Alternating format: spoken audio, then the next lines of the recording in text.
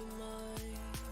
I'm thinking out loud before we draw a crowd. Reel it in, take it easy. There's no need to scream and shout. As far as I can see, now think it's time for you to leave in peace. As far as I can see, now think it's time for you to leave in peace.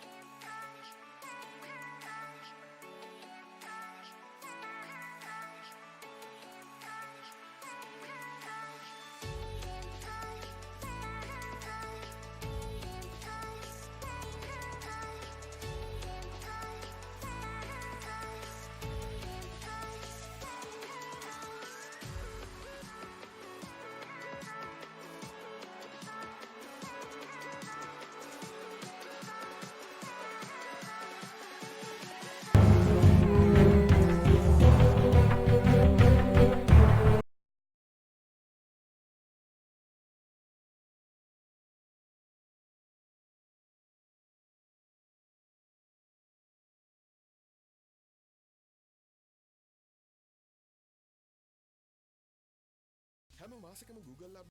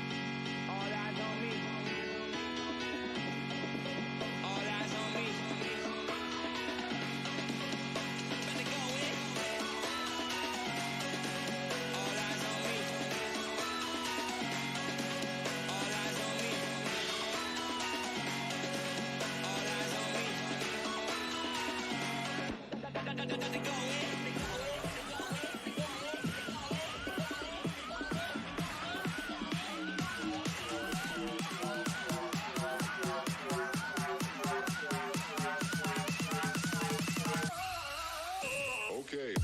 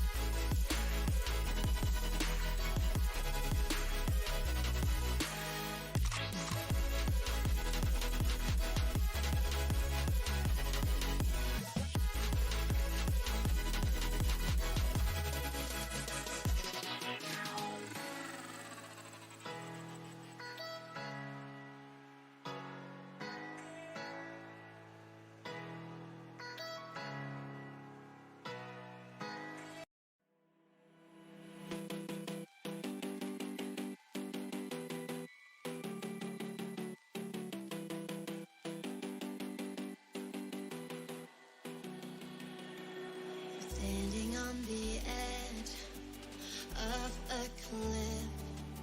Realize there must be more to life than this. Reaching for the stars, traveling so far, like a dragonfly. Just grab my hand from hidden sin. Where we need tonight. I run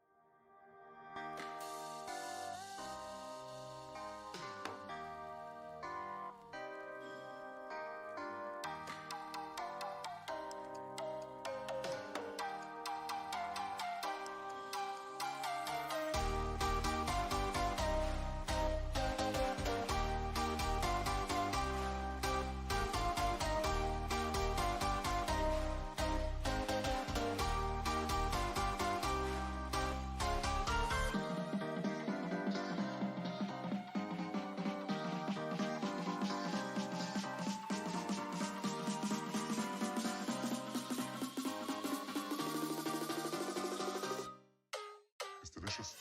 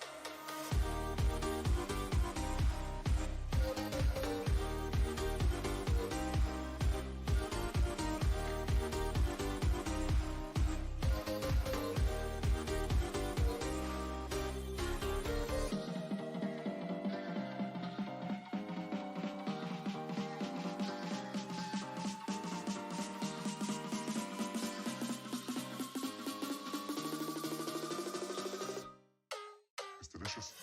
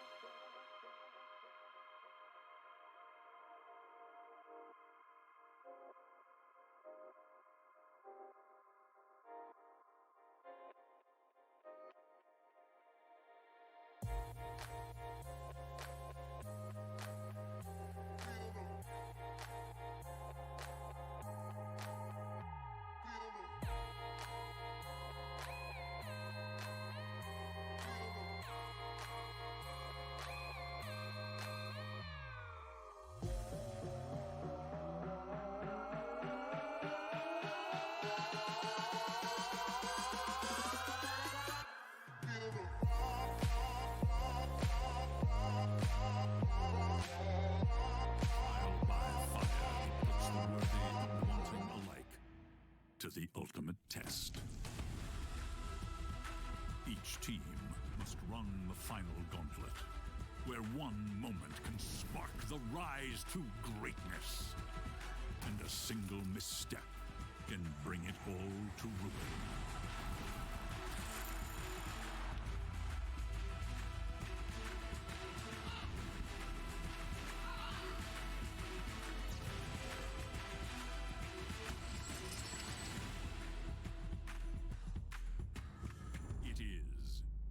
International.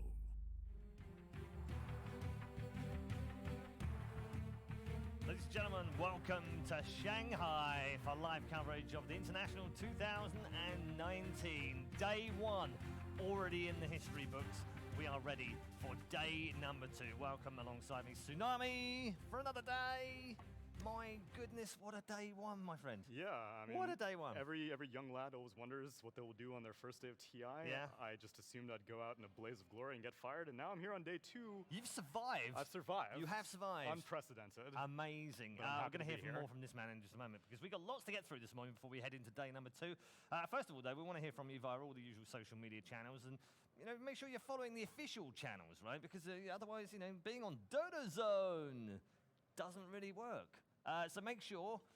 We have marketing people here, right? Look, we have come on, actual professionals. No one came up with a good alternative to that, so just do better today, okay? Use the hashtag #TI9. Make sue you're following @Dota2 on Twitter. Make sure you're on Facebook following Dota2 as well, and on Instagram @Dota2. You know the score by now. Just follow the official channels. There's loads of really cool content coming out there as well. Tweets, videos. And also come up with a better name than Oh, Dota so you're Zone. admitting it? I'm just So saying you're there admitting are probably okay, that's all I better needed. creative That's all I people needed out to know. there. That's all I needed to know. There are probably more creative people than I am out Yes. there. We should kick off with the standings and show you how day 1 unraveled. 40 games and 6-0 for Team Secret, 4-0 for Vici Gaming, 5-1 for PSG. Not that surprising, Neil. Not but that there are a surprising. couple on here. They're a bit like, oh. Yeah, I see Liquid down there with 4 losses. It's a little bit suspicious. I don't really, I mean, the newbie loss was a little bit unprecedented. It was. But after that, I thought they'd come back into form. EG, obviously 1 and 3, but this is in their It's day wheelhouse. 1. It's day 1. EG starts slow. Of course. They always start slow. Yeah, and people always love whenever you reference, I saw a player so-and-so, and I didn't talk to any players, but Arteezy asked me where the pizza was, so I'm getting into the international spirit myself as well. Okay, when Arteezy starts talking about pizzas, Oh, I I'm worry a sure. little I'm bit. sure it I has start- a I bunch of s- implications. It does. Or he was just hungry. I don't know which one. Maybe. Maybe. Was Eternal Envy around at the time? Or? Unfortunately not. Okay, it's probably a good sign. Probably. Shout out to the boy. Do you know what? What really stood out for me? I know, there was some great play yesterday and some great matches and some. I'm a sucker for rampages. One rampage? Well, doubles are better. Double rampages. Doubles are better rampage. And we rampages. had had a double rampage. He was hunting at this point. He was hungry for it. A lot of people may think that day 1 group stage doesn't have any sort of high-level stuff. There was a double rampage. There was an 80-minute game. There was a mega creep comeback. There and was. This is day 1. Day 1 of group stage of TI. 95 different heroes played on Amazing. the first day. What a balanced game. 95 on the first. What are you guys doing? And Meepo's clearly balanced. He Double had- rampage. He had a couple of games. One he won, one he lost. So Oh. actually, he is balanced. Okay. That's called balance. Crawling up the stats of a hero that's viable at TI, I guess. Absolutely. See, yeah, all the heroes have been played as well. Mars got 3 games in yesterday. Grimstroke got 7 games in yesterday. So Wow. they're all 117 all played. How well-rounded. Amazing. Tell you who isn't well-rounded and who is definitely needing to be nerfed is Samael. Oh, Yet yes. again, he's at another TI. He's It's only not had fair. 4, right? He set a record last year of 31 kills in a game on Tiny. On Tiny. Yesterday, 27 on the Storm.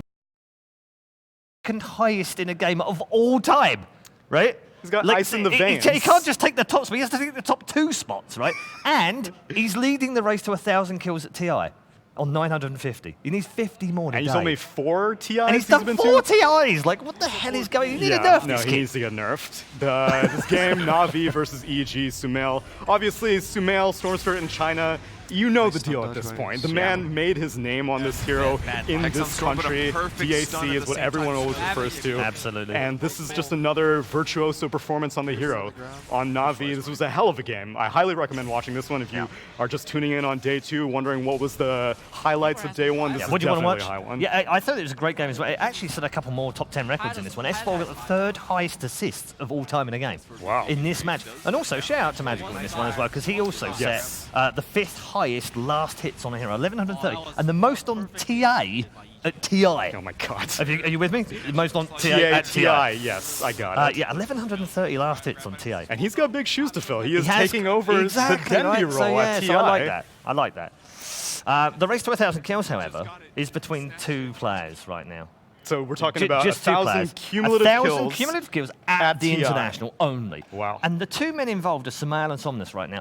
This could happen today. East versus West. This could be resolved today in one way or another. If Samael has a couple of bad games and Somnus has a couple of good games, suddenly it's really close. And by lunchtime, I don't think by lunchtime, by the end of the day, we might see one of these two players pass 1,000 kills at TI. And they've both played exactly the same amount. They've both only got 4 previous TIs. Wow. It's like, So it's a fair race. Puppy's done 9. Where are you, Puppy? Where's your kills? You know, we talked about it on day 1. He's got assists. He's got Kuro.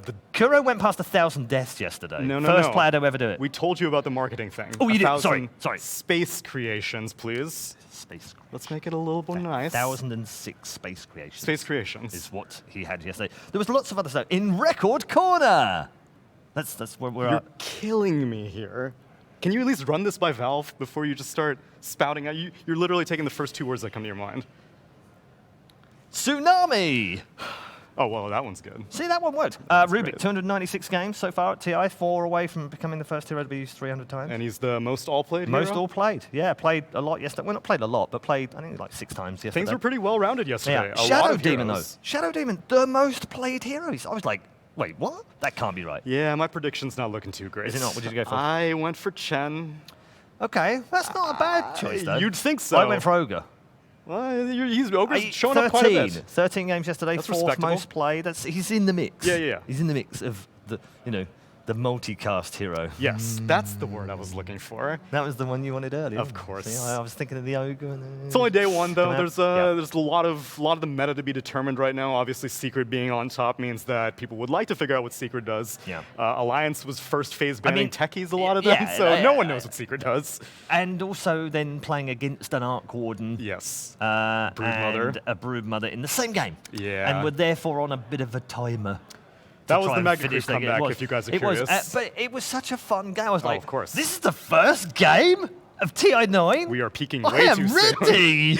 I'm ready. Let's do some more of this stuff. Let's take a look at today's games for you, because we've got 40 more games for you coming in across 4 streams, of course. We'll start over on stream A with a minor game.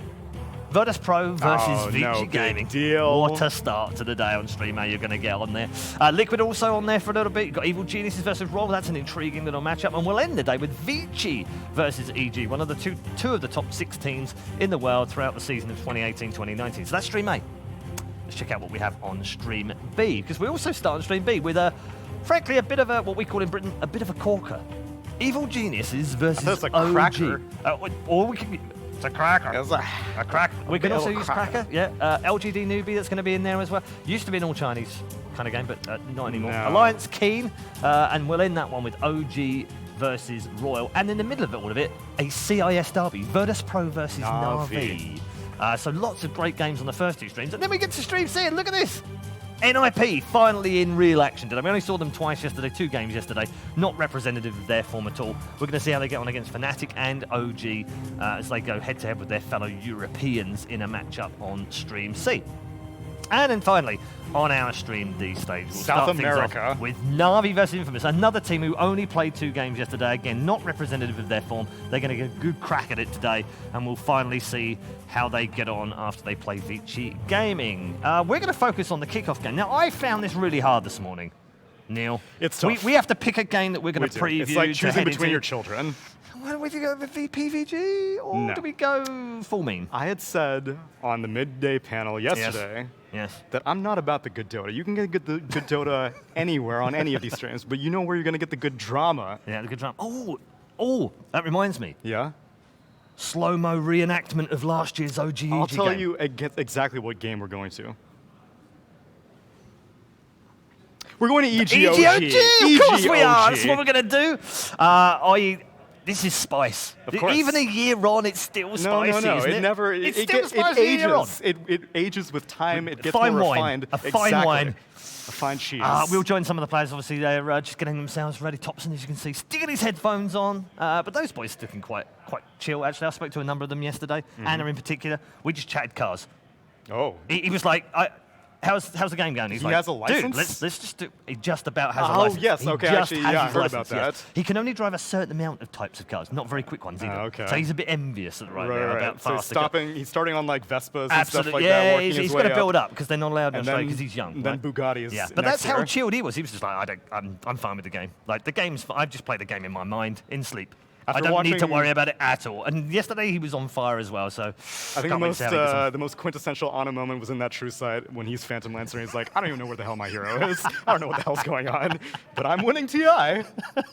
It's fantastic, isn't it? Absolutely fantastic. I mean, it is such a great clash, not just because of the rivalry, obviously, between the two teams, but there's so many crossovers. Like Crit, obviously, is one of those crossover players. Former OG player. Fly's a crossover player. S4's a crossover player. And then you've got Samal on one side, Anna on the other side. You've got the rawness of Thompson going head-to-head. Arteezy, who was basically the Thompson of 5 years ago. There's just so many cool things in this story between these two teams, and the way that they play, their styles, they run at you kind of like, come on then, let's just have a big fight between them. I love these matches. That's because these are original pub star players, a lot of them, like Thompson, Sumail, Arteezy. These guys got their formative years in their pubs, and they carried that mentality through. That's why Sumail popping off on day one with his kills, because he's like, I'm going to carry this game. Don't worry about it. Even though we're not doing too great in the groups, just leave it to me. Yeah, he is like that. And I just think they're similar in the way that they're built. Yeah. You know, and if you look at every position, 1 to 5, they've all kind of got, our 5 positions, super experienced, played Horn back in the day, he's captain, he's a great drafter. Oh, likewise on the other side on OG. Our 3's kind of like, he's been around, he's been there, he's seen it, he's won a TI, he's done everything. Very accomplished. He's accomplished, he's always steady. Oh, so have OG, got exactly that. Flashy mid player, plays anything, comes back from 0 and 5 on a Storm Spirit.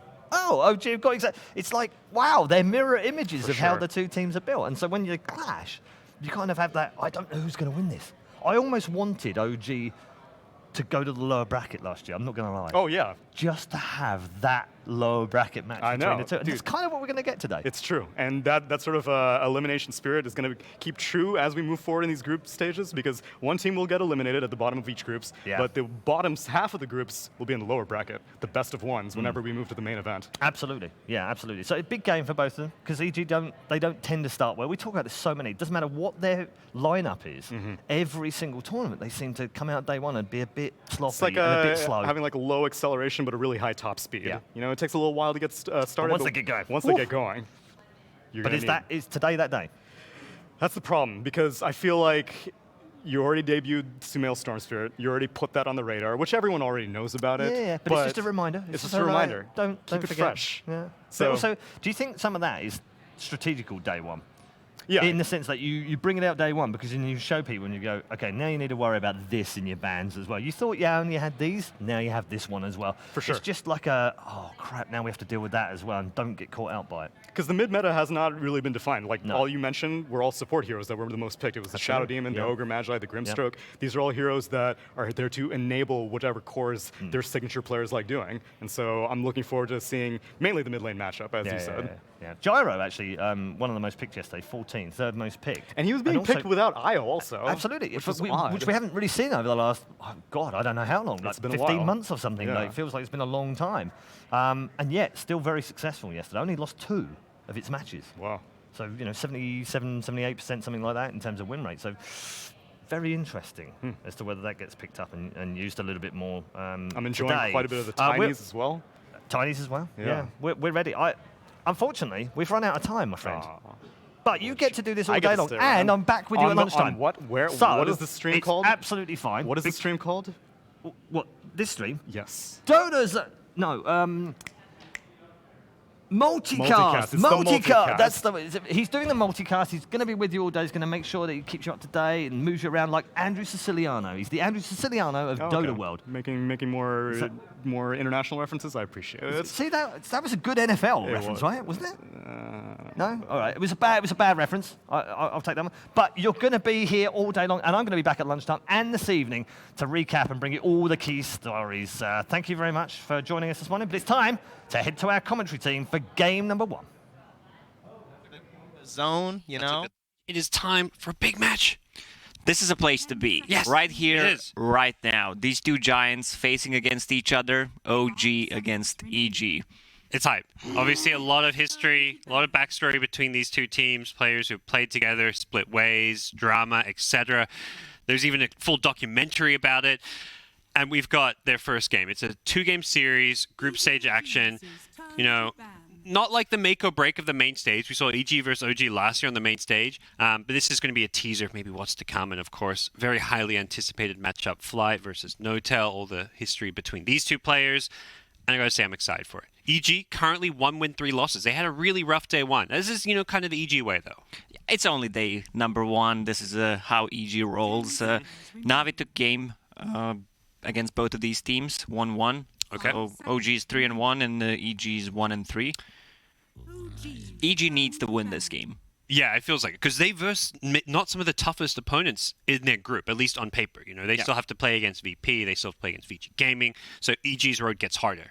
I think OG also had maybe a slightly easier day one than some of the other teams, versus Navi as well as Infamous, 2 teams ranked lower by most people, but at the same time, it's TI. There's no pushovers. There's no easy wins. We're going to help ourselves in the draft, guys. Let's check out what EG and OG are doing. Bans coming out. We've seen day one meta starting out at Lacoste. What's kind of stood out for you with day one picks, bans, anything crazy happening? Shadow Demon for sure. He's been picked in 17 matches, 70% win rate. Elder Titan, 62% win rate. Gyro, I'm surprised about this hero. Yeah? Because he's not being paired up with Io. He's being played solo. I had to talk to some of the players, and it feels like the hero comes online so quickly. That's why he's being played. And I don't know how you feel about Io, but the hero doesn't feel that strong anymore. We had this discussion yesterday that Io feels like he's balanced right now. That means that he's bad. Yeah. What is this? Io's meant to be the OP hero in Dota. He's been OP as long as I can remember, but right now, yeah, he doesn't seem OP. And you compare him to the other 4s, he just doesn't make plays. He's very much an enabling support who just tethers to someone, makes them this super-powered carry, but you look at what other teams are picking and playing in these 4 and 5 roles, and they're heroes that do so much. Speaking of heroes that do a lot, Chen talked about as maybe one of those heroes that's going to be just banned all the time here at TI, has kind of snuck through and been ignored by some teams, whereas others have banned him out. OG absolutely loved Chen. NoTel, one of those very, well-known players for his micro skills, and he's going to be picking up the Chen here in game 1. At least in the games that we casted yesterday, Chen was really not contested. 5 seconds. And Enchantress is gone. Yeah, I think the first series maybe Chen was banned out, but we didn't see a single Chen pick in our games. And some of the series, it was just completely ignored. So we'll have to kind of see. Do you know how you counter Chen? You get Ogre, you buy Hand of Midas, you just multicast, kill his whole army. Army's dead. Yeah. Okay. Got it. I'm on board with that. A lot of Ogre yesterday. In the 3 position as well as the 5, we saw some of these off-lane duos where Ogre was bloodlusting, like a Shadow Shaman, a Dark Willow, and just these beefy, scary lanes where this right-clicking support can just utilize this bloodlust. Tide gets picked up by EG. I was looking at some of the day 1 records. Tide, 7 wins, 1 loss. This big tanky fella has been on a tear in day 1 group stage and has looked really good. Yeah, for sure. OD still in the pool, one of the better heroes against the Tidehunter. Also, they banned the Slark themselves, which is one of the also better heroes against them. Maybe they're thinking about OD.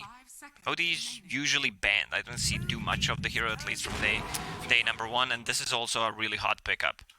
Because it doesn't reveal anything. It can be played as position 4, can be played as mid, so everything's still open.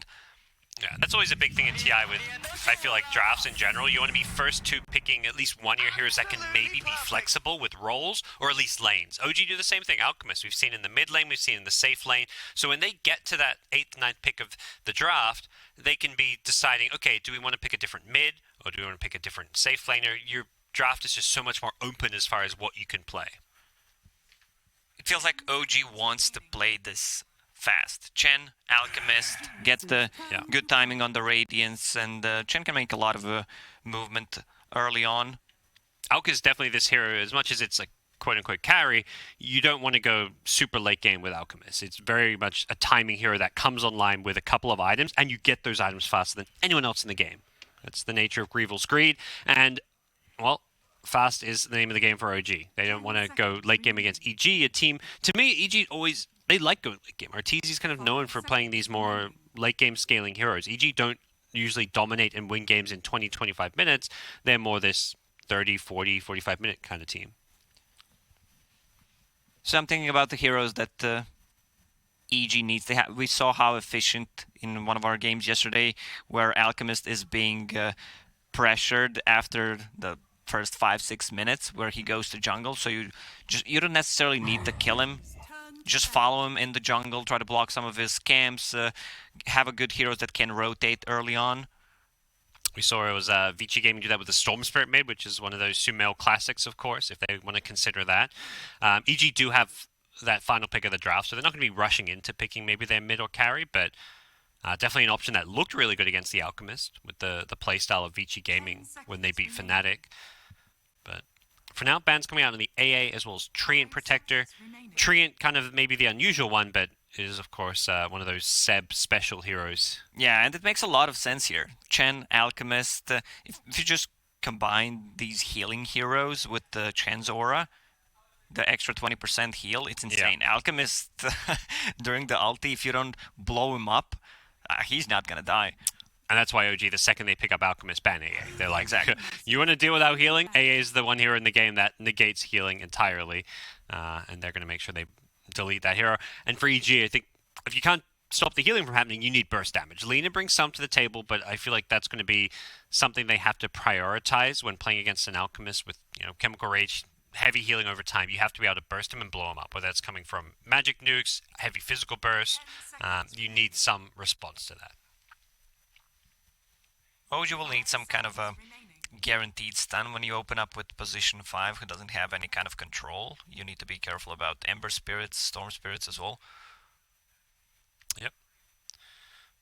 Right now, I don't think they need to ban out OD, even though I find OD one of the better heroes against the Tidehunter. Alchemist OD seems a bit greedy.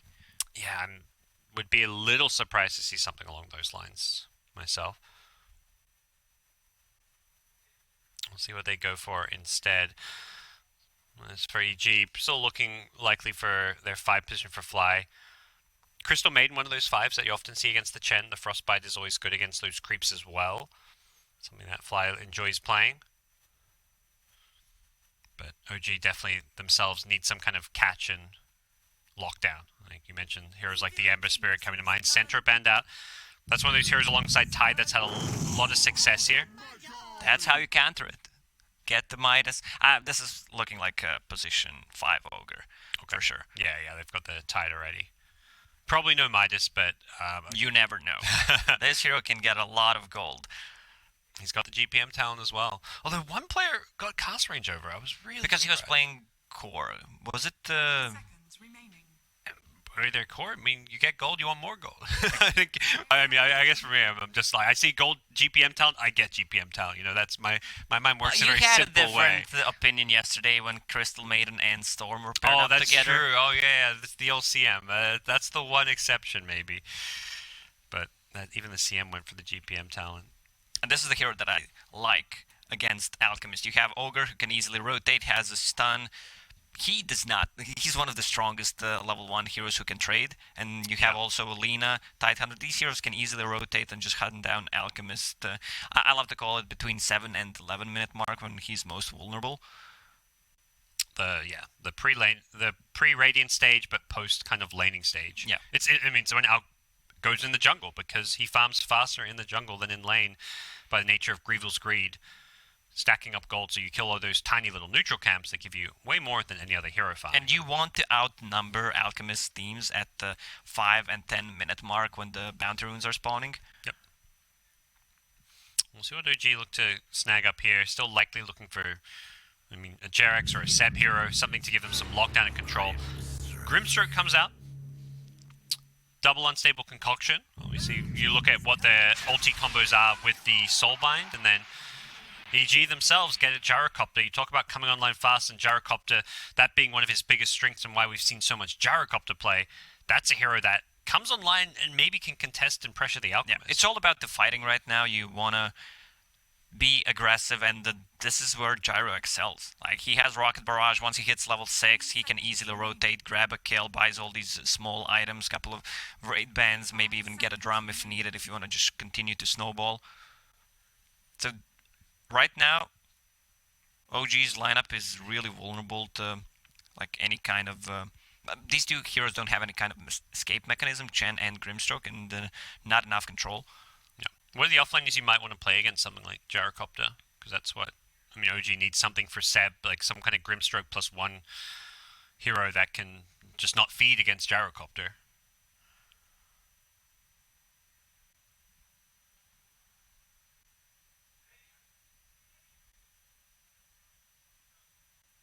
Okay, What nothing. about to do? No, I'm just thinking. I realized I was like, all right, Lacoste, come on. He's going to come up with something smart I mean, to you say. can always pair it up with Doom. They're using all their I mean, reserve time. OG don't know. Yeah, they're using reserve time. They're going to get their other core first. So they don't have last pick, so this is where often you'll see teams pick up, you're going to last pick something that's not a mid or a carry just because you're picking back-to-back. Ember Spirit for now. We talked about getting Catch, and Ember Spirit brings that to the table. So Ember Alchemist is going to be their 1 and 2 position. That's actually their only catch. Yep. I mean, you've got if out goes Blink Dagger, you kind of have that unstable concoction Blink initiation, and we're seeing more of this right-click out build where he goes into Abyssal Blade, so Blink Abyssal as well in the mid to late game. But it's one of their main sources of picking people off. They still don't have a hero that deals well with the Tidehunter's Kraken Shell. I don't think any of these are going to build Silver Edge. It just doesn't seem like so you can't, worried about it. It's always going to be a guaranteed ulti from Tidehunter. Correct, yeah. I guess what's more common nowadays is you just play around the cooldown or use your BKBs against the Ravage. Because there's only really... This is the only big cooldown that they have, the Tidehunter ulti. Yeah. They can fight all the time. Well, same goes for OG's lineup. They really don't care about the cooldowns. 5 seconds remaining. We'll see what some of these last picks are. OG with one more ban. No reserve time left. This draft has definitely been a bit of a rushed affair for them. They ban out the Templar Assassin. Worry about Sumail playing that. I would really like to see a Sumail Storm here. I feel like there is just... I mean, there's Ember with Searing Chains. There's the Grimstroke with his Silence, but it feels like a really good Storm game for EG. For sure.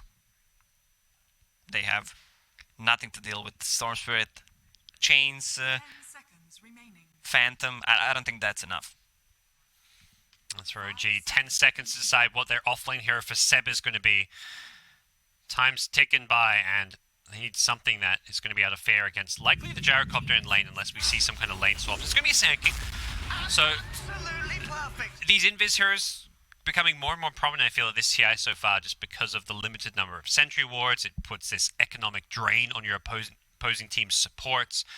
And Sandstorm in lane gives you at least some defensive capabilities to play against a Gyrocopter. 10 seconds remaining. They needed a low cooldown stun. That's why they decided to go with a Sanking. It's also really good with the Grimstroke. And they go for OD. All right. OD. I mean, that's a hero that can wail away on the Alchemist a bit. As far as out counters go, I think some of the heroes we've seen become popular. Slack's the big one. Slack was actually banned out in the first stage here, and OD's at least traditionally been one of those others. The tricky bit is the Alk's BKB timing, because he's definitely going to be going BKB second, third item against Tide already, so he's going to be getting that similarly against the OD. So BKB becomes very important for this OG side. One problem, actually two problems that OD faces is Alchemist is going to get the good timing on BKB, which he struggles against, and also the missed chance from the Radiance. Yeah, you don't build MKB in this. There might be like a Bloodthorn as like a fourth or fifth item, but that's not an item you build either on OD really. So some of that missed chance is a problem. You go BKB against the Radiance itself, but we'll see if Alk even goes for more evasion on top of the Radiance. So it will be mostly the heroes and player assignments you'd expect. S4 are going to be picking up the Tide, Crit playing the 4-position Lina, Fly on the Ogre, Arteezy Gyro, Sumail OD. And on the OG side, No Tail going to be playing one of his signature heroes, the Chen. Ana Alchemist, this goes way back. You know, think of when Ana was first picked up by OG. They were the Alchemist team who just first who picked this hero all day long. It was with Ana, of course, playing the hero, Jerax on the Grimstroke, Thompson playing Ember, and Seb playing that offlane Sand King. With OD, they have a save, which they kind of needed. A lot of single target spells on OG. So Sumail's is going to be the damage dealer, but he's also going to be a saving hero with the Astral. He's not going to want to be in the front lines. That's where our TZS4 are going to try bait out some spells. And you look for that Astral as a save, because, often you see Fly playing some of those save heroes, and that's something that wasn't available. At least the Shadow Demon was banned out. And we'll hop ourselves into our opening game, OG versus EG. Game number 1. Okay, that's for 9-0-17 in his last match is tied. Not too shabby. He's warmed up. He's ready to go. Yeah, I don't want to spoil it, but that was probably a pub match. Look. Why are you going to do that to us, Lacoste? Oh, yeah. Do that sound, the screenshot. Got the screenshot. Sending that one to mum and dad at home. They're watching. You know, just want to make sure they know. OG versus EG. They're invested now. They heard all the drama. They want to see what happens, what goes down here between these players, and, you know, it's the closest thing to, you know, a Dota version of our own little soap opera. I feel like the best item so far of the International is Ring of Bassy. You buy Sage Mask and then buy Ring of Protection in the side shop. OG hasn't got a Sage's Mask hero. Transcends expectation. I mean, you don't really go Bassy on Sand King or Grimstroke, assuming Grimstroke's even going to be playing in that off lane. Is this a game where OG's maybe going to try and secure their Aux farm a bit more with a tri-lane, or are we going to just be seeing the typical 2-1-2 setup? I think it's going to be 2-1-2. Okay. So they're going to help Seb out, give him better lane. They can start with the 3 heroes at top, and then just switch back to Seb's lane. Yeah. Interesting, Anna and Seb are both, at least for now, down bottom. Obviously, we're 45 seconds away from creep spawning, but they are looking to scout out these lanes to make sure they have Alchemist in the right place. And of course, it's not an OG game without a healthy amount of chat will. One of the... I love that they've added these over the years. Like when they first got added, it was one of those things that it was like, oh, you know, is this really this serious professional Dota? No, this is great. It adds so much. You don't have a chat wheel sound, right? Me? Yeah. No, I don't. You're right. All right, Lacoste. You don't know. That's our job for today. Get on the chat wheel for TI10. Come up with something clever to say. Something's wrong. Something's wrong. Okay. All right. Well. We'll have a bit of a pause, start of the day, as we check ourselves into the game. How big's your Seb? It's the shortest one. Well, kids these days are arguing who has a bigger Seb. Back in my days, we had different measurements. You know, it's not the size of the Seb. As we'll see just how big Seb can play this game. He's playing the Sand King, and he is going to be put under a lot of pressure if he is up against this EG tri-lane down here. Of course, his iconic axe moment where that line came from. That's actually such a crazy story with Seb. To think some guy who didn't play Pro Dota for a few years, he came back, he coached, and he suddenly gets picked up and wins. Well, not picked up, but suddenly he's like, okay, I'm playing. We didn't... You know, they didn't have somebody last minute to play TI, and Seb's like, all right, I'm gonna hop in. Then you win a TI. Yeah. The way NoTel talked about in the documentary was like, you know, I mean, for Seb, it was never like he wanted to put himself in the team. It was just like NoTel really felt strongly like, dude, there's no reason you can't be on this team. You know how we play. Like, he had full faith in Seb as a player, not just as a coach. And that's always been such a big part of OG. We had a couple of these Cinderella stories in our Dota history with the Wings as well. Yeah.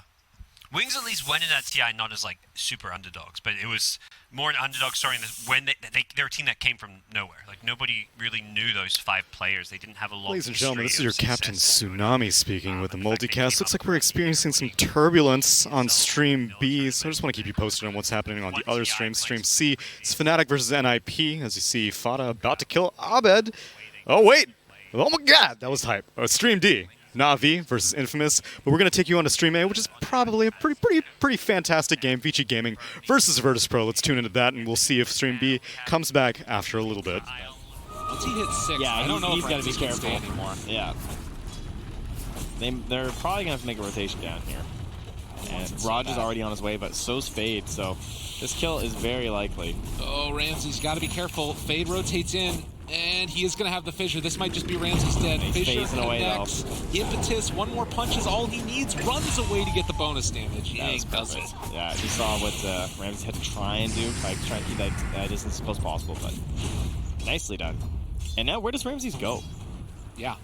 Because if you come back down there and just get fished again, I don't know. I feel like he's going to TP top. Well, but he's coming back. Like, who goes bottom? That's the biggest question, right? Yeah. You would think Kunka. Fade. Missile caught onto him. Oh, there goes half your mana pool. For pretty much nothing. Who is buying Bastion? Yeah, it's the hot thing.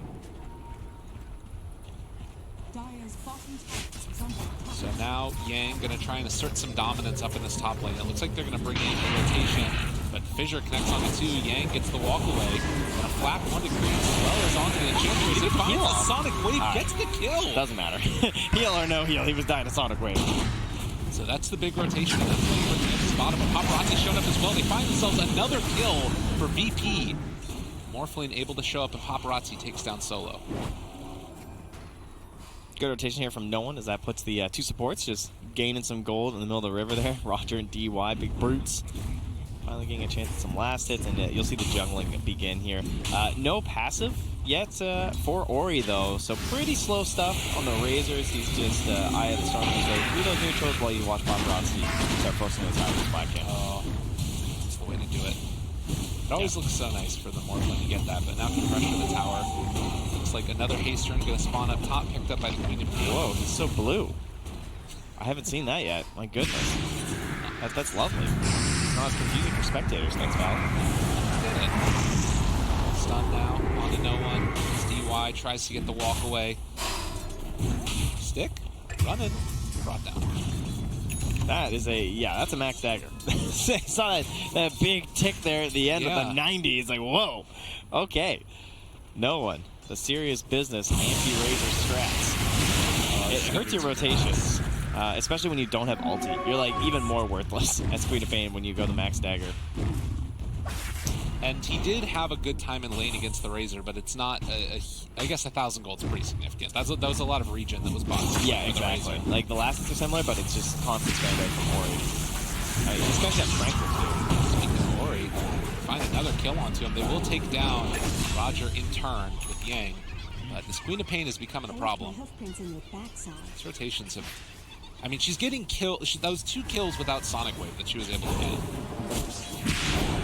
Yang. Gonna test no one's potential here. Does not have enough mana for Blink, but can stick if things get a little bit too testy.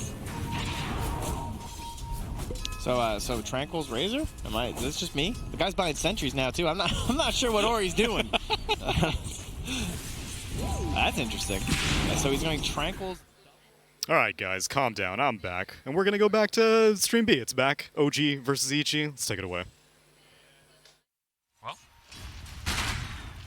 very good start to that top lane. Oh, the play.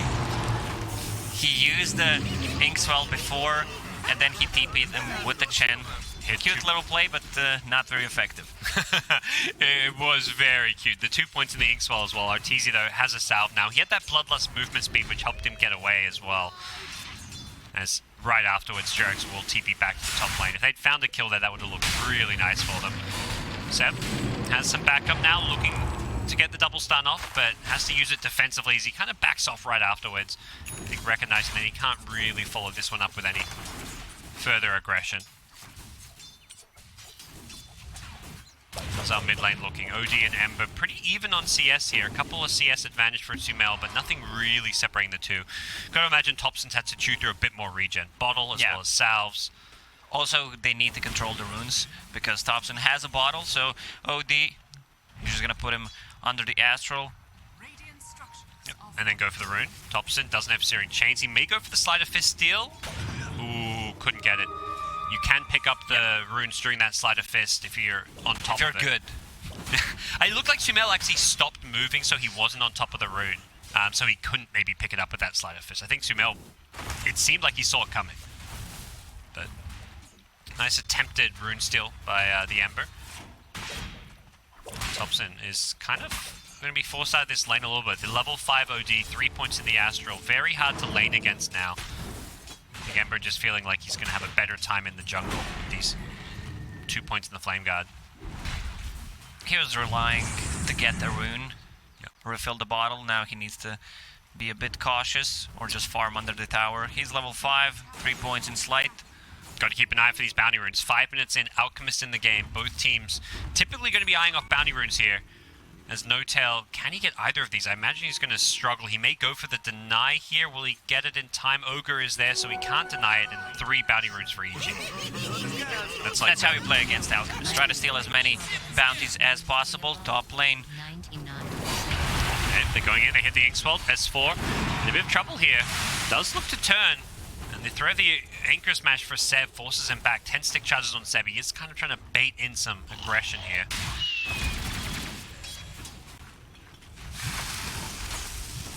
Early days, it is EG with an edge in the laning stage. Definitely kill that homing missile. Denied by the homing missile. Nice.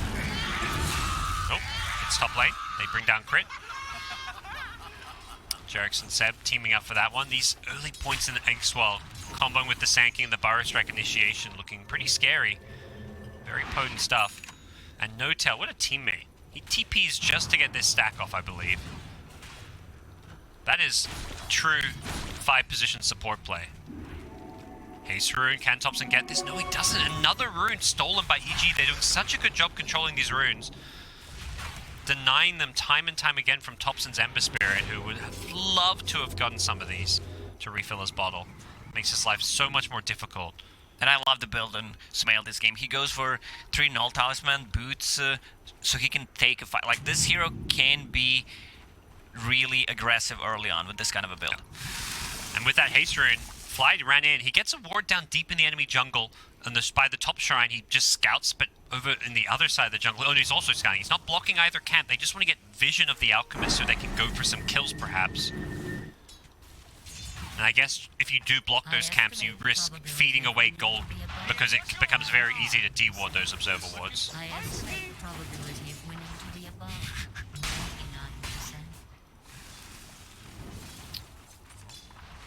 Here we go. How do you feel like this early game has fared? Is either team going to pull ahead, or is it just... It's pretty even. Alchemist is now just farming the jungle. This is the time where EG needs to buy some smokes and try to take some stacks from him. Lina is level 4, 2 points in Dragon Slave. She can easily steal some of the creeps. Also, Gyro just hit level 6. If they want to make a move, he can easily rotate as well. Yeah, instantly Fly and Arteezy were running at this Chen, but it doesn't seem like they'll be able to do a whole lot. But you need to buy a smoke and play some... Oh, No Tail's tipping Fly. Oh no. Careful. I think he saw that gank coming and he says, I see you, buddy.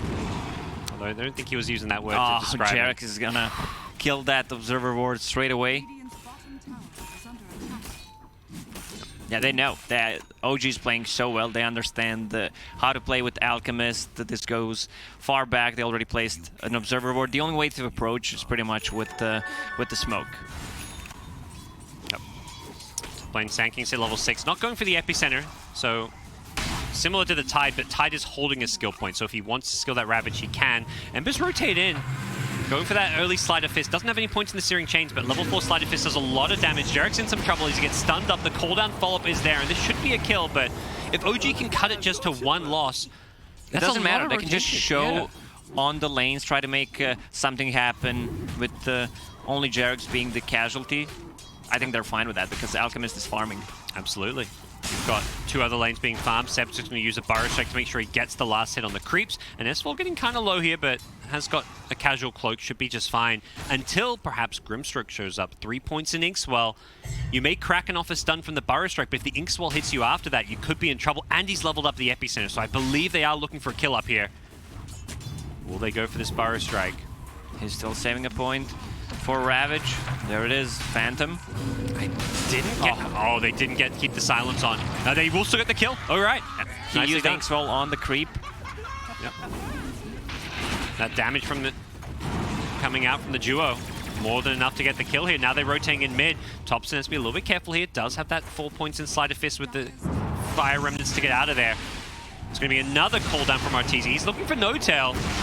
Definitely looking like a dead Chen here. Doesn't have level 6, no Hand of God, but the Sand King shows up from the side. Has got the epicenter fall for Burrow Strike. He defensively, Astrals to keep himself alive. Fly going to take all of that damage here as Seb comes back looking for the OD. He's going to die, but he, in the process, gets the kill for GeForce. Great bit of play coming out from OG, who turn around a bit of over-aggression here. No Searing Chains, level 7 still on the Ember. Can't stop the TP out, but... They needed a Tide Hunter in that fight. Yeah. And the Tide... As 4 TP'd bottom.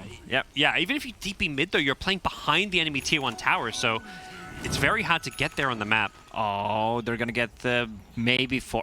Almost. If Ogre got the stun, they could have gotten the 4 wounds, but I think they're gonna be fine with just 3 of those. Yeah. 3 is like what you're hoping for. If you do really well, you're getting 4. We'll see another replay of this fight here.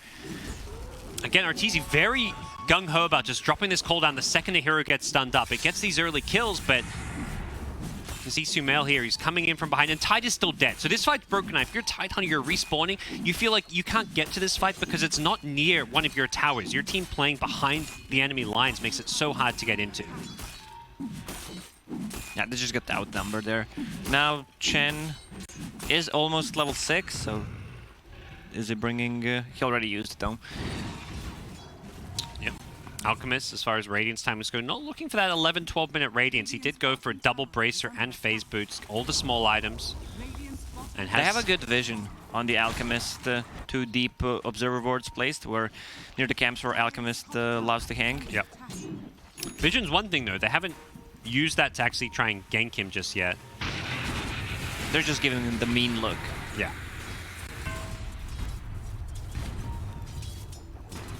Rotation coming in, a CS4 Thompson. He's hit level 8 now, still not going for the Searing Chains, wants to prioritize the more defensive build. So he's going to Remnant on forward, has got the Inkswell on now. This is not looking good for Fly. The cooldown being used as well. Thompson, Sleight of Fist is there with the Burrow Strike follow-up. They may get S4 as well. He's been silenced up now as well. Has got the Ravage if he can get rid of the silence. He's not going to get a chance to go for it though. Not sure it would have mattered too much as well, as Arteezy wasn't really in fighting shape there. Used up all of his mana with the cooldown, and OG, they're just bringing the numbers. Every single time they have an extra hero, sometimes even 2, and meanwhile, Alchemist is just farming. Yep. Thompson trying to fire Remnant away from this one. Is looking to go for Arteezy.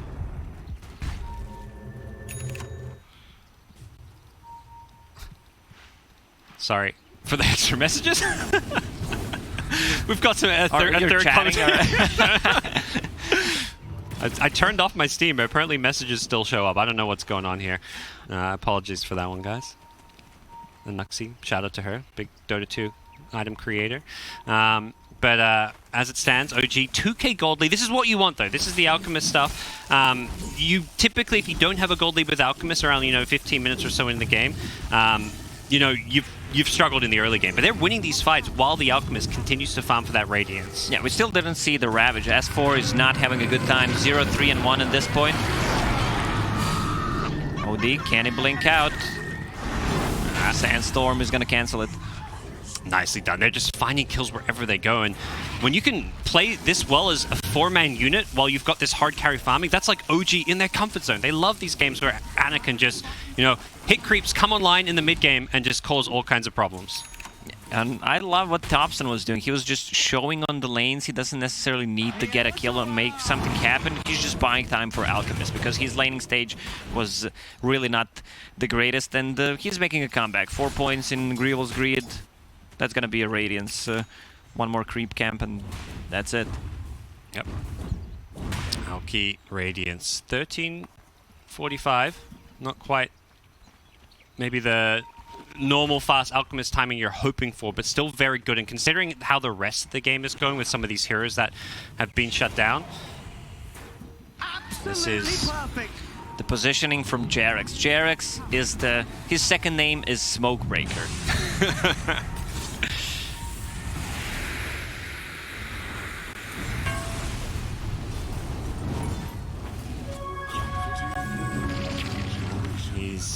managed to prevent another EG rotation. It just feels like OG have this sixth sense right now for all these rotations coming in. A lot of the wards from OG from the early start. They're reading the map so well. Now they have that Radiance, it's go time. Sanking has the Blink Dagger, and they instantly smoke. But at the same time, EG, talk about OG reading EG's movements, it goes both ways. They dire scan, they see this movement coming. Will they try and bait and take this fight? They need the tide. The Ravage is coming. It's not quite here in time, perhaps. Arteezy's going to be careful. He's going to go down. He does not have a BKB yet. Tide's rotated in from the side, but they're going to throw out the Ravage, hit several. They kill off No-Tail. He instantly buys back to come back into this fight. No-Tail will be TPing back in as Thompson in the front lines with that Flame Gun. He's just so damn tanky, and the Sleight of Fist Spam does so much damage at this stage of the game. They're going to look for a fourth kill here. They want S4, and there's just nothing EG can do to win this one. Another Burrow Strike from Seb, and they're going to finish off S4 as well. Sumail bails them. He just TP stopped to pick up at least the bounty runes because this fight didn't go well. He's in already trouble, used though. the Blink Dagger and Asrock. He's dead. Yeah. He may have gotten a bounty rune. I mean, he's getting some tips. OG, 4K gold lead. They just completely team-wiped EG. They killed every single hero in the game. Bottom lane. They will lose JerAx. He gets caught, left behind, but ultimately that is a support. Mr. Smokebreaker himself. Sometimes you die for those smoke breaks. Yeah, really well played by OG. They use the Inkswell on a Sanking. He blinks in, finds the Gyrocopter before he could get any spells off. And this is where the damage comes from. OD was also not in that fight. He didn't use a single spell. Once Alchemist gets a BKB, that's going to be so tough to play. And Chen immediately buybacks after he dies, uses Hand of God, and even gets a double kill with his creeps. Yeah, No-Tail. I mean, this is why I think a lot of people expected Chen to be one of the most banned heroes of this tournament. It just provides so much, and it's such a nuisance from this 5-position role.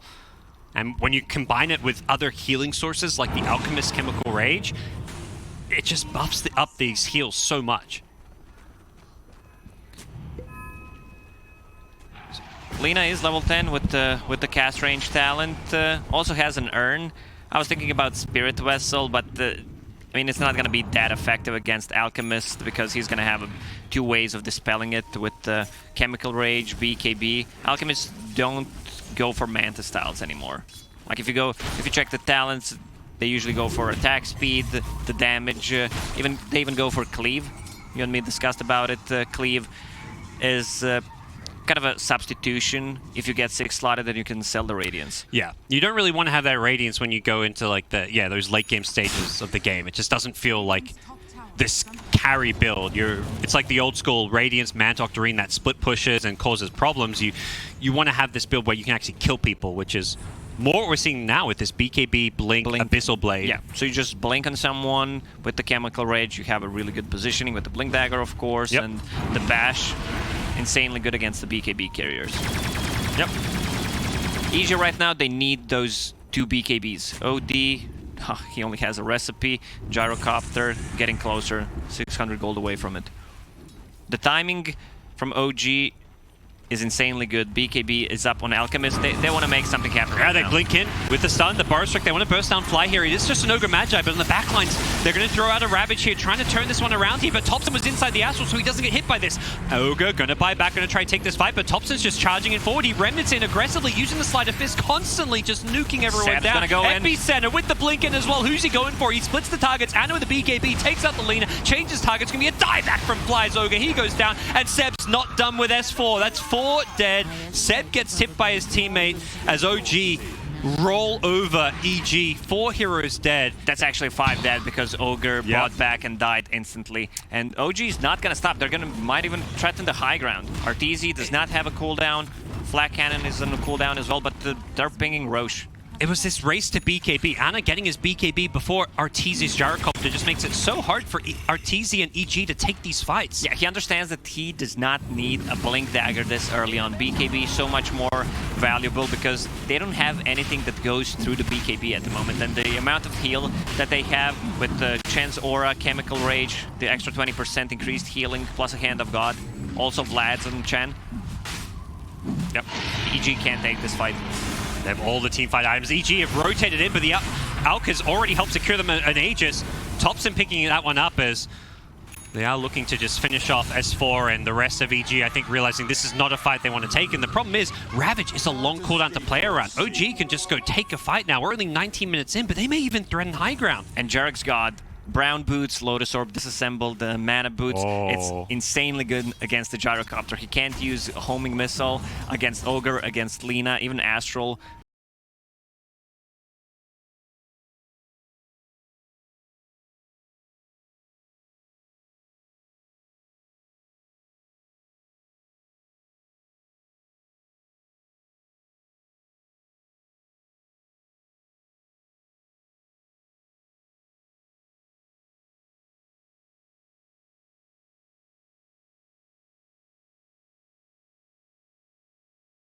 They have so many single target spells that they can echo. Yeah, so we're just going to see them like pop this on the Alchemist and let him frontline, I imagine, at this point.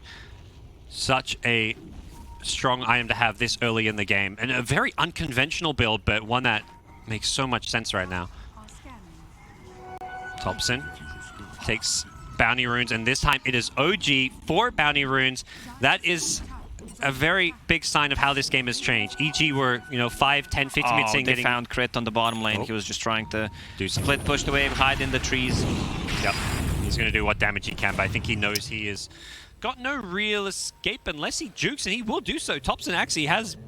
Oh, yep, missed that sleight of fist. All right. Crit gets out of there.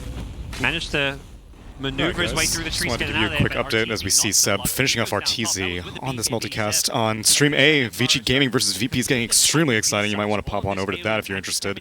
Stream C, Fnatic versus NIP. Got an Abed Shadowfiend doing extremely well. And Stream D, it's Na'Vi versus Infamous, keeping it pretty neck and neck. But don't worry, we're going to stick around on Stream B.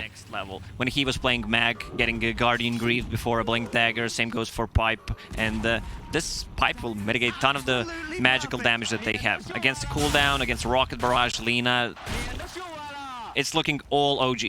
Actually, it's 17,000 net worth lead for them. At 21 minutes too! OG are playing such good Dota right now.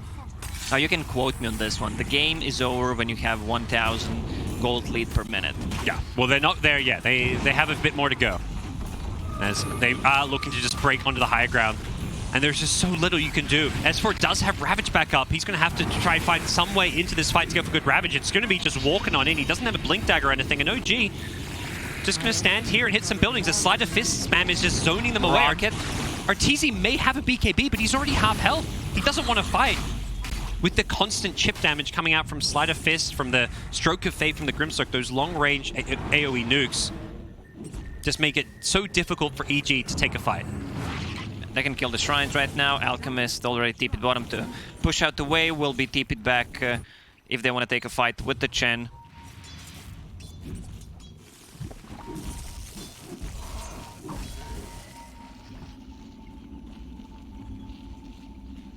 He almost has enough gold to buy a full AC. That is very scary. I mean, you compare Anna's net worth to his counterpart, the Arteezy Gyrocopter, and it is night and day. A carry hero gyro that's known for kind of dominating and coming online in the early to mid game has struggled to have an impact this game with the... It's one of those smokes, guys, we gotta do something because we know we're in a bad spot. If we lose another fight, the game just ends. Yeah. But OG playing on the other side of the map. The Alchemist was down there, but they're using this Chen recall to just maneuver around the map, and now it's OG who are making their way down bottom. I think having an idea of where EG are playing on the map. There's a couple of towers down here they may want to go for as well. A tier 1 and a tier 2. Arteezy playing a bit greedy, going for another creep wave. He may just have to BKB TP out. He gets caught by an unstable concoction. Burrow Strike follow-up, and Arteezy is done for.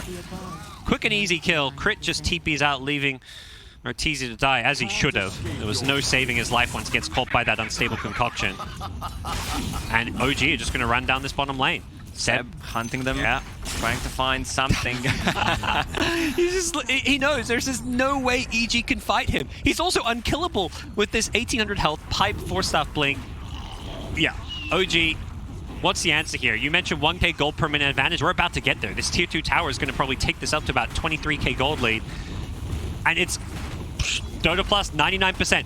EG, It's not what bugged. is the 1%? Yesterday we had some bugs with 100%. Well, there's 1% for EG, and they're going to have to dig deep to figure out where that 1% is. It is looking mighty difficult. They go in now, and he can't get the BKB off in time. He's getting chainsawed. This is the 1%. They take out the Alchemist. They start the fight off with a great kill on Alk, and they are going to repel OG here. Aegis expires as well. EG have picked their timing perfectly as the BKB Gyrocopter goes charging in. They're going to take out the Sand King of Seb as well, and that's the turn EG were looking for. That's what the high a ground ravage defense. from S4. The timing on that ulti was absolutely perfect. Man, he couldn't get the BKB up. Maybe OG execution there was a bit sloppy. I'm pretty sure we're gonna see that fight again, but ooh, there it is. It was, yep. And the Lina stun from Fog with Etherlance and cast range talent. You just don't see it coming. That is the power of this Lina build and why this hero is being played a lot as a 4. It reminds you a lot of like the 4-position Shaman with 8th lanes, where you're just able to stun or hex people in Shaman's case from Fog and they can't get BKBs off. Having these heroes that can play against BKBs from a support role is just so nice. Bounty runes being somewhat contested as EG managed to secure down bottom. Thompson's rotated in. There's no BKB. It's still on cooldown for 5 seconds, but with the defensive Astral, he should be able to get this off. Anna was looking for a stump, but the blink away from Sumail is there, but he's still getting very, very low. A couple of Sleight of Fists could finish him off. Doesn't look like Ember wants to chase. I think OG maybe learning to, you know, take their foot off the gas for a little bit here. They're still in a really good spot. Ravage is on cooldown for another minute. Roche may respawn in a minute and a half. Yep. I expect them to make a move. They already killed the shrines, so they can't be backstabbed unless they use a smoke. By the way, Anna has an Acceptor queued up, and this Ember Spirit of Tops, I imagine, is the recipient. He had Ags himself queued to build, but now he's like, no, I'm not getting Ags. I'm going for a fast Octarine core. Maelstrom Octarine is not your everyday Ember build, but if you throw in a pulled Aghanim Scepter, he's going to be incredibly scary and come online so fast. Yeah.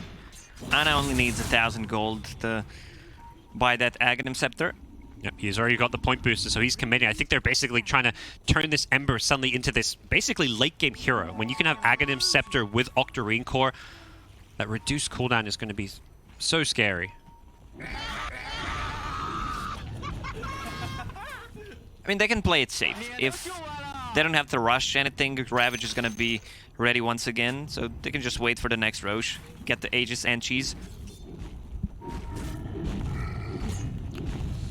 OG, 21k gold lead. But they've got to be careful. That unsuccessful high ground push definitely probably put some doubts in their minds as to just how secure this game is. EG has no big items coming on their side. Yeah, OD has only Mystic Staff. Still a lot of time to buy that Hex. Same goes for Gyro. They're just saving a buyback for now. That is the big item I feel that EG can use to turn this game. To play against like the BKB of the Alchemist and also to actually lock down and kill the Ember Spirit. Having this OD Hex would be massive for them, but it is still 2k plus gold away.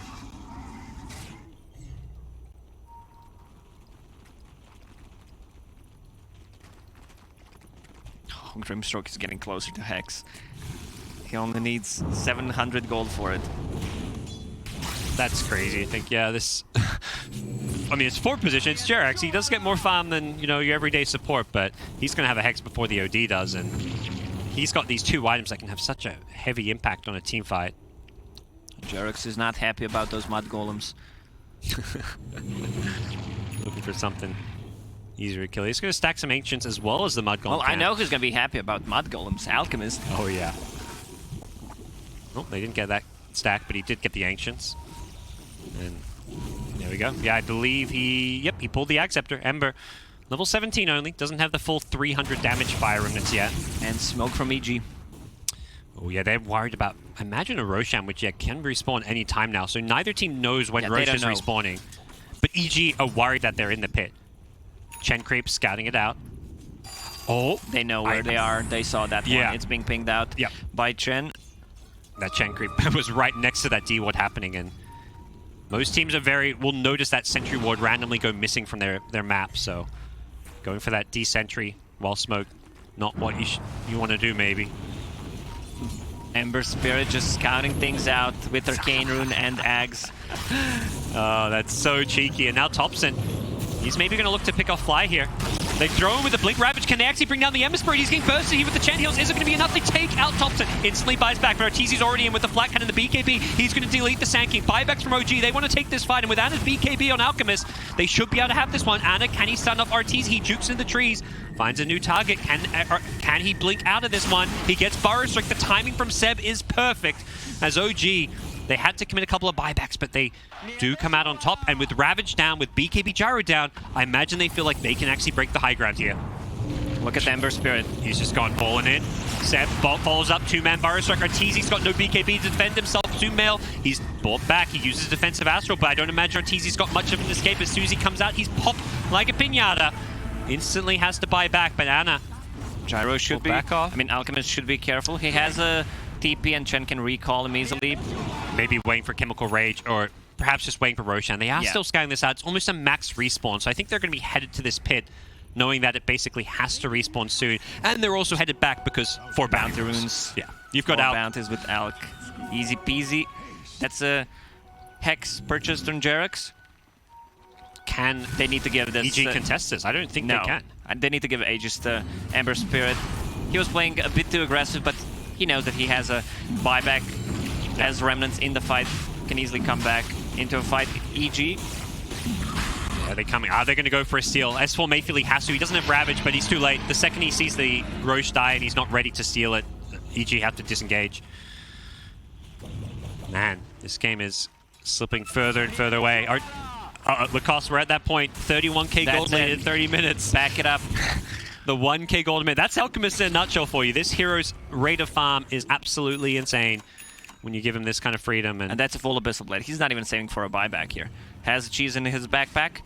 I mean, that's... You talk about openings and the 1% chance for EG to win this game. That feels like one of those openings to win the game. And Alk not having buyback, not having Aegis as well. I mean, you give the Aegis to Ember because buyback's down, but... It doesn't matter if he has a buyback or not at this point, since EG has no tower damage whatsoever. They have Gyro and OD. They still have a tier 1 tower on mid. Yeah, if they mess up a fight, you're not going to lose your base for it, is what you're saying. Yes. Yeah. You're not going to even lose the racks. You can't lose one side. Seb, position, blink, Burrow Strike. He just forces out. He's trying to bait some spells here. Thompson follows it up as well with the Sleight of Fist. Just trying to see what they can force out here. But back in the mid lane, Alchemist, he's gone in with a big blink BKB. He's going on crit here. The right clicks with the BKB is going to be enough. And now Arteezy in trouble. He's been Abyssal Bladed up. He's locked in place. Where's the Bashes, says Anna. He doesn't quite find it. The Ravage is there. And Anna, he's got no buyback. He's going to be so careful not to go down here. But he's got so much health regen from the Chemical Raid. Sumail's wailing away on him. The right clicks. Is the Eclipse going to be enough? He doesn't have the damage. The cheese is there. And now Sumail getting bashed up. Stuns followed up. And GG. EG drop game 1 of this 2-game series. OG, they played so well after the laning stage, just setting up the wards, de-warding their jungle so Alchemist can get his farm. His laning stage was really not that 32k net worth advantage, 32-minute game. Hell of a way to finish, but don't worry, we'll come back soon after we return to the draft. Right now, we're still having a heck of a game on Stream A, Vici Gaming versus VP, but I'll keep you posted. Also, Fnatic versus NIP on Stream C, very close as well. Honestly, today's been amazing. Stream D, Na'Vi versus Infamous, also Na'Vi, leading quite a bit, but we're going to take you to Stream A, Vici versus VP. He knows. He knows it's a trap. I'm giving you a guarantee. Is this a grand guarantee? I'm not grand. Or is this a lyrical guarantee? I'm not sure which one's better. It's the grand is like the guarantees of guarantees. Uh-oh. I'm guaranteeing that this is a problem right now. It holds up in a court of law. The round, they jump in again, find him, the swap back, trying to keep him alive. How does he get out there? Trouble, chasing forward, BKB out as well. He needs another hit, but it's not going to be there. Now Solo, not decided to chase that any further, but they baited out the BKB. I can't believe they haven't practiced their double fishers. It was actually a crack. I mean, he wouldn't have forced anyway, but... X marks the spot. They've got one themselves. An X marks the spot onto Kunga. And Solo is going to be the one that goes down instead. Roger now trying to back away. He's BKB, but look at the right-click damage, ladies and gentlemen. He almost just evaporates there, and it takes so little commitment for Vici. Yeah. They're so hard to deal with. And right there you see one of the frustrating things. They spotted him. Way off to the side. Queen of Pain, BKBs, runs away. Okay, he's out. So that's one of the frustrating things about trying to pop this Lincoln C, right? You saw right there with the missile is that you can't long range, because you're trying to think of long range skills, and the best one they have is X. And it's not that long to try and pop it from a distance, because the missile you have to wait till it actually connects. So unless it's going to fall for that. 21.2k hero damage, right? At 40 minutes. All right, we'll see how much he has at the end. Yeah, that's a really good point. Yeah. Paparazzi has really just taken over this game. That one death that happened in the pit. Ooh, no one. Chase down, Echo Slam comes through. He is done. Paparazzi gets the kill. It just happens so quickly. Like, these two running together, it's the Bash Bros from Mighty Ducks 2. I was thinking the Battletoads maybe too. Okay, you know, it's the other one. Any iconic video game duo, just put them together, guys. Oh my goodness. 8,000 gold lead for Vici. And, well, the only real test left is how do they break high ground. Oh, DY found Pasha. Just put them into submission. The chase now. Jump forward, fissure block off, connects just right on the edge. Another fissure landing out, but no sleep. Paparazzi going to be controlled for a moment, but he turns, finds that kill onto Solo, chasing forward for more. Lord have mercy, Paparazzi is in your base. All right, he's got no Aegis though. He's got no BKB. Oh God, but the impetus damage coming from Yang, even after you deal with the Morphling, you still have to deal with the enchantment. There it is. Okay, good force step away, saving his life. No. The sleep's not going to connect Paparazzi. He can't keep doing it until Fade is out as well, and they were able to kill him off. All right, 3 dead already. They went too far, and now they fought Yang as well. All of Virtus Pro chasing forward, and a Ramsey's triple kill. It is killable. I can't believe it. Man, that Earth Splitter just cracked him. 3,700 damage from ET. Thank you for carrying, dude. And okay, all right, you know, 9K from Ramses, I guess. That's pretty cool too. But they have buyback on the Morphling, but it does show that if you go too far, Morphling's still. Like you said, he bleeds. Took 901 physical damage from the Earth Splitter and 789 magical damage. That is, but he took like 1,700 damage from Earth Splitter. That's insane. The aura on top of him is the big one. But now, Morphling used buyback. There's a DD in the river. Paparazzi runs in, finds it. He wants to chase now, wants to take them all down. The fissure connects, he's found themselves another. Pasha trying to run away. Can they run him down with Ori? Waiting for Morphling to jump back in a second time. They buy back now on the ET, chasing forward for Ramses. The punch comes through. They find that kill as well. Waveform through, not going to get caught, and no one taking the impetus shots. Roger taking the impetus shots. They try and kill off Ori, and they will be able to bring him down, but the buyback comes out immediately. Triple kill for Paparazzi. This man smells blood, wants to find the ET. He did so much damage to me earlier, but I'm going to get to ultra kill and kill you off as well. No one turned upon fear, but Paparazzi, he's not afraid anymore, and he turns now onto Pasha, wants to chase down this Kunkka and collect his rampage, but is it going to happen? No, he's not Earthshaker anymore. Oh, he's back. He's back again in Earthshaker. The switch back forward, finds the rampage. Paparazzi have mercy. Where's that Queen of Pain? I need a few more. Oh, he's going to be siphoning up Ori. Oh, he just wants to run.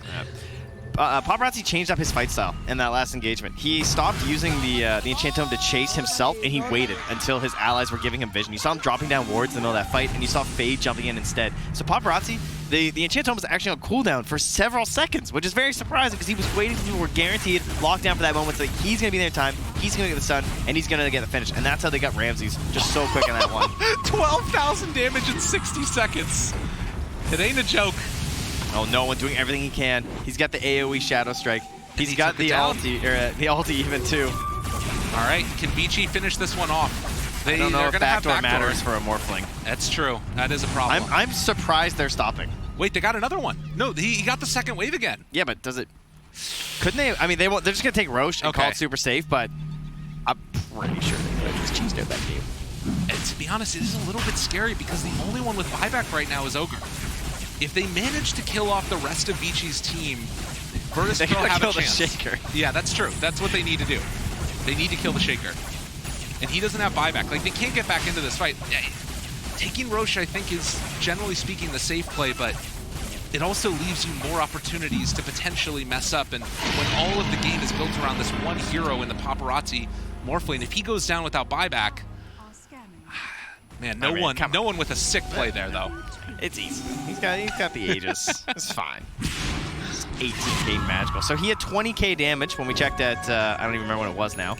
But now he's doubled that. He's up to 40k. Oh god, he's got a Daedalus now. Our man is not messing around. He's a crit shaker? Is that what you just told me? I think so. Yeah, that's his Daedalus. That is a crit shaker. All right, cool. Oh, I love playing goodness. 2 heroes. Doesn't even need his boots. It's like, good enough. I'll just fly everywhere. Fade! Fade, where are you? I'm losing it. I need my strength again. Oh my goodness. So buyback again, it's only there for the Ogre. We have 3 homing missile charges for Ramses. Actually relevant. Yeah, for the Lincolns. Yeah. Yes, yeah. Well, and even just having the lockdown, because if they can lock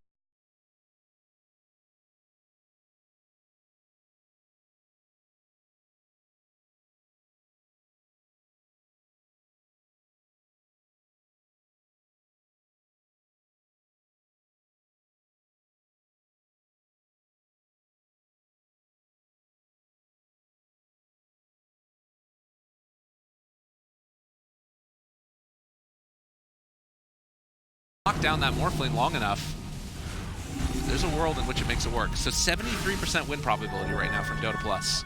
That is higher than I would have expected. Oh god, he's got for a Virtus DD. Pro, I mean. Oh god, he's got a DD. Oh no, this is not good. He's got a DD. Ramsey's just gonna get ran as the punch comes through. Daedalus procs as well. Ori on the middle of all of them. Walks forward. Ramsey's jumping through the air, trying to kill off Ramsey's. Can they do it in time? I think the answer is yes, as the waveform double kill. And Roger, the one left alive here off to the side, is gonna get pummeled by Fade. Paparazzi turns on to Pasha. He's somewhat low, but I don't think it's gonna matter as GG is called. See, you don't have to go high ground. You just beat him into submission. Unbelievable. Unnecessary here. Oh, what a second phase draft. Oh, that was dirty. They straight up bodied him there, right? Getting Yeah. the Earthshaker and then into the Morphling was so good. And you saw that mid game did not go that well. No. For VG Gaming. Morphling, that's what I like to call a balanced hero, especially in the hands of Paparazzi. Stream B is still chilling, so don't worry, you're not missing anything there. Stream C, though, looks like things are about to end, maybe, so let's take you to Fnatic versus NIP on Stream C. Lifesteal off illusions, the dream. When you couldn't lifesteal off illusions, it was so painful, but now you can just always satanic and just hit them and you're fine. They're going to try for the smoke play here, Fnatic, see if they can catch off NIP. It's going to be hard with Aegis and Cheese on their side of NIP. It's definitely a risky one. Like, who are you jumping? 33's in position to sort of block off any of these attempts. And he's very likely to get the cheese off and be able to turn the fight with his team, so. Bounty runes, all 4. All of them. NIP, they've got full control of the map right now. Did that go from 15k to 20k? I think it did. Moved, I think yes. Yeah, it was a lot of money. Yeah. That's And a lot of Ace money. gets an illusion rune as well on top. So And Ace is getting those Ags now. There it is. Who's it going to? It's got to be the Nyx, right? No, it's got to be the Ogre, right? No, they're all good. They're all good. Eat it yourself. Who's he going to give it to? Who's he going to give it to? It's going to go the way... Oh, he's not giving it to anyone. 33, right? Okay. 33. Okay, that's definitely the best one. Is it though? I'm sure PPD's making an argument for himself. He's like, dude. Gives me True Strike. I can hit the stuff through. This is your last LAN, Ace. But here we go. They've got everything. They've got Aegis ticking down right now. Yeah. It's gone. It's gone. So that's one bit of a worry off the minds of Fnatic. Yep, Saksa doing a little bit of a slow push bottom. He's throwing the Meteor Hammer on the bottom tower while they siege mid. And there's his 25. He's going to take the cooldown, isn't it? Maybe. I think he's probably debating it. Nah, he didn't. Cooldown still. Everyone just takes this, BKB, yeah. They'll buff. That means they're just going to buff the other one to like -10 presence armor at some point. Yeah, he's playing the long game. He's just hoping that Valve give it a buff. Yeah. Stuck in their base as NIP continues to grow their lead. 22k advantage. Vada rolling in the money for his next big item. How's our XP too? Whoa! They're out of the base. Ice. They're on the lead Saksa. and ready to go. They'll get Saksa. He's got a use. I mean, he is surely gone. No Vendetta will save him there as they have that vision. Get the D-Ward as well. We'll be able to get themselves out of the map, and it may just be an Nyx Assassin, but with a member down, NIP unlikely to push. They'll back off onto their half of the map. This gives a bit of breathing room, bit of opening for Fnatic to get the waves pushed back out. get some vision out. Yeah, go look for maybe any wards or get your own wards down just during all this time as Jabs will finish up that Hex. Yeah, got that Hex. DJ's nearly got his Octarine. His farm slowed down quite a lot on Jabs, though. Even though he's still at the top 2, he did get slowed down a lot from those deaths in the fights.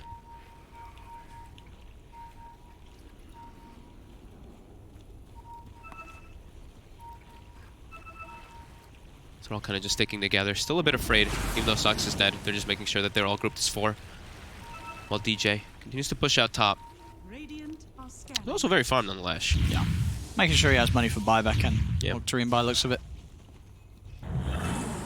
Yeah, they're getting out, they're looking for the wards, getting their own vision down too. Yeah, and IP just waiting until Zax is back in the game before they make any moves outside of their base. Yep. No risk. It's full pipe done. Finally finished off by 33. He's like, I can spare the gold to do so. I was surprised he didn't buy that earlier. Yeah. He didn't ever finish it, he just bought a hood for himself. He likes the green. Yeah. Continuing to Midas his way towards a Hex for himself. Those multicast Hexes could certainly come in big time. Oh yeah. Yeah, Ace is about to have another Aghanims 2 finished up, and they're just waiting. Now they can probably go and look once they push this wave out a little bit further. They've got bottom pushed out, but top's pushing it a little bit, but they're going to smoke and look for anything anyway. Fnatic expecting this. Their position on this high ground with a ward too. 4 heroes bloodlusted at the moment on the side of NIP.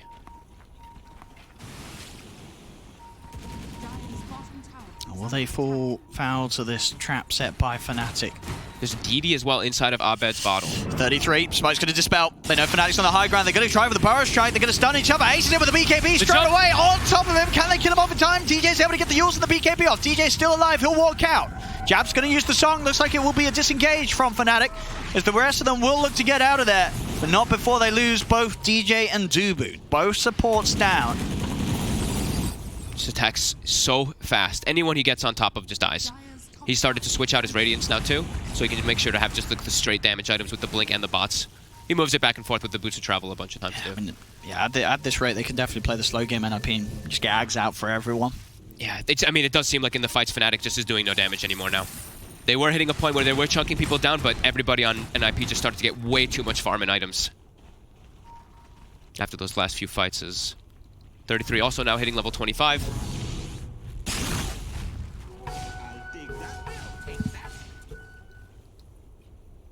Which talent are you going to take 33? Are you going to take the move speed? I'm seeing most people taking the move speed. Oh, you take the damage, dude. Well, it doesn't work on your unrefined. Yeah, but it's plus 300. I know. It's actually, he had the Axe. You're not even giving the Axe. He'll probably go for it. He should go. I'd assume he goes for it. But I'm telling you, I saw a lot of people going for the plus other one. 300. You get plus 300 and get a multicast. That everybody's dead. Yep. 540 times 4. Maybe you're right. Maybe the sensible one is the. I mean, dude, he's plus 300. Plus, I mean, with the Axe, right? It's like, but it doesn't work on the unrefined, unfortunately. Yeah, I was in the Axe doesn't matter. That's what you're telling me, right? But still, it just doesn't. It's just plus 300 on one of your fire blood. Yeah, you gotta take. Good man. It's so good. But you're so speedy with the other one. But it doesn't matter. You don't need to run anyway if everyone's dead. I'm telling you, I was watching it. I mean, I think if you take like the 100 damage and stuff, and you're a right clicker, you take the movement speed. But if you're gonna be like this, you're a spellcaster. I think if you, I'm just telling you what I saw. 300 every time, dude. I'm telling you what I saw in the lots of the games that I was looking at the pubs. People were taking like all 4 right talents on the Pubs. This is professional Dota 2, Giannis. Professional players playing pubs. Yeah. Terrible professional players playing pubs. This is the right one. 33 knows. It's ready to blow some fools up with his fire blast. They got the Yules. Connection to the stun. Here we go.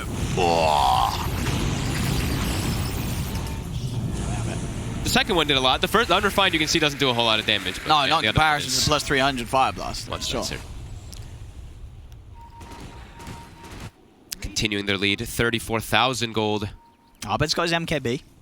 And his buyback as well. Yep. And he's still got a lot of breathing room to sort of build into. He's got, he's going to get rid of the drums eventually, get something for that. He get himself a moonshot, get himself an axe. There's a lot of places for Abed to go if the game does continue to continue. Yeah, same with Jabs. Well, kind of. Jabs, just because he has like the BKB and some treads, so he can still look to be moving stuff around, at least for himself as well. Jabs queuing up the nullifier, so focusing more on damage. For Jabs or for... Jabs, yeah. Bloodthorn. Bloodthorn. Yeah, Bloodthorn. Yeah. Bloodthorn, yeah. Can be good to deal with the evasions as well once the BKBs are down. At least on the gyrocopter, but it's still super hard for Fnatic to take any of these fights. It does seem their damage is just really not there versus all this protection that NIP does have. And now map control is looking like it should continue to go in NIP's favor, even though there's the Naga Siren on the side of Fnatic. They're able to clear these illusions pretty easy. So Roche is the next thing on the menu. And who's getting the next? There you go. Fada's got his axe. Now Fada's got it. So he no longer needs the one he bought himself. Yep. He can buy himself another item. He certainly can. And it, ooh. He's queued up Rapier. I don't know if he needs it, but I'm not going to complain. Wait, why was I saying them doing Roche? They already had Roche. Sorry. That's right. It's early morning. It's 9 a.m. But yeah, he's queuing up the Rapier, Fada. I mean, I guess he feels that they're really struggling to push high ground. But we love the Rapiers. I think he's also just feeling like they can't kill people anymore on the side of Fnatic. If the fights end quickly, yeah. Let's see. Let's see if he gets the Rapier close to the game, or if he gets the Rapier and throws the game. Both of them will be equally exciting to observe. The Rapier is only good on one of the heroes on Fnatic, while on the side of NIP, it's good on a couple. Yeah, that's true. I guess you don't really care if it goes their way. It's like stuff getting it can be painful. Jabs getting it's kind of... Sure, it's there. Oh. Done for it. Ice. Off the mark. He's going to miss it. So you have the Hex reveal to Fada, but not really able to do anything with it. There's no follow-up. Able to push on. Force out the fortification. Fada, of course, having the annoyance of his mana being drained by this consistent illusion pressure. ISO coming in again with the two-man burrow strike. They're trying to nuke Fada down. Won't quite be able to kill him. Ace frozen. A concoction keeps Jabs held right back. They'll take the tier 3 tower NIP. Now moving on towards the racks. Range racks are claimed. They'll look for more. Another Hex out onto Fada. He's forced back to safety. Get the tier 3 in the range racks. Yeah, 33 and Fada just sitting up there on the front line. They can't actually get to the back line. You see Ace is actually playing in the back, just waiting to get a single jump. If he gets on top of anybody, we see how fast he kills them. So yeah, they're just parking the two super tanky heroes in front, and Fnatic could do nothing about it. They lose their range racks. Bounty runes are spawning, so you see NIP, they back up. We also have the power runes all over the place too, because we're at these 55-minute mark. DD and Arcane, both very nice ones for them to try and fight with. There's a Hex stunt. Upgrading his boots. Fada still holding off on spending the majority of his money. He's got that 8,000 gold ready to go. Could obviously get a Moonshard for himself, but he's dreaming of the bigger things. He wants that Rapier. They're buying wards and sentries for their teammates now too, both the Optimus as well as the gyrocopter. Like, don't worry guys, we got you. It's funny that PPD also has the refresher shard himself on the Witch Doctor. And the other crazy thing is we were talking about how damage has become a problem for Fnatic in the last, like, what, 15, 20 minutes? PPD is also 25. He has one of the ridiculous ones where it's a 1.5% max heal on top of that voodoo, so quite a lot, for sure. He's got that refresher shard, that double heal. Double heal. Crap. Double cask, man. Double cask is terrifying. That is. Kind of interested to see him holding it anyway, though. Rather than like you give it to the Ogre Magi, it gets like he can axe the whole enemy team or something, right? Kind of surprising to see them giving it to PPD. Give it to the Ogre. Maybe. As 33 continues to rack up the gold. Those multicast Midas usages. Yep. There's another axe. This one's going all the way at PPD. Well, probably Saxa over PPD. Give it Saxa first, wouldn't you? Oh, I'll give it to Peter. He's got the refresher. I mean, Peter, he's the more important person. Oh, I give it to Saxa. Yeah, dude, you gotta give it to Nyx. You give it to Nyx Assassin Axe. I mean, at this point, I don't think it really matters which one they give it to because they have a 50k gold lead and they're keeping it Fnatic. Alright, so it's probably, he's going to get them out to both of them at this rate. Yeah. Their plan is super safe. Yeah, you're at 50,000 gold, ladies and gentlemen. 50,000 gold. And still, yet to be able to take a melee axe. Melee axe is down the top, and both middle and bottom are safe and fine, whereas obviously Fnatic earlier in the game, they did take that melee axe from the mid lane of NIP. Fada has 10,000 gold. He wants the Rapier, but he also wants to slot for the cheese. So he doesn't want the Rapier yet. Maybe he wants 2 Rapiers, so if he dies with one, he can just pick up the other. I mean, that would be the super safe play to do. Oh, is he What's he gonna do? He looked like he was running toward it. I mean, at this point, I feel like you probably do just get yourself a Moonshard anyway, because you're saving up so much gold. But I guess he wants to be able to push, use the cheese, and then buy a Rapier for the slot, and have buyback still. I mean, what's the value of buyback if you're feeding a rapier? And Ice changed it. Boo. Second butterfly. I mean, it's safe. I don't think he didn't need to go for the rapier. No, they don't need to. No, and I'm sure PPD is having stern words. They're still afraid to go for the high ground with a 50,000 gold lead. Well, Fada's just going to prove his point now. You know, he's going to be like, well, you didn't let me get the rapier. We're not going to be able to push.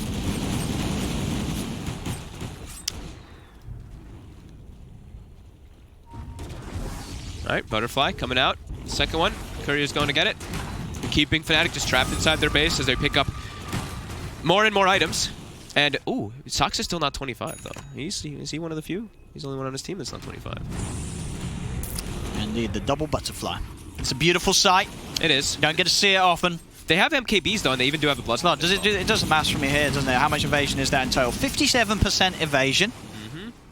It's a lot of evasion. The illusions are going to be pretty...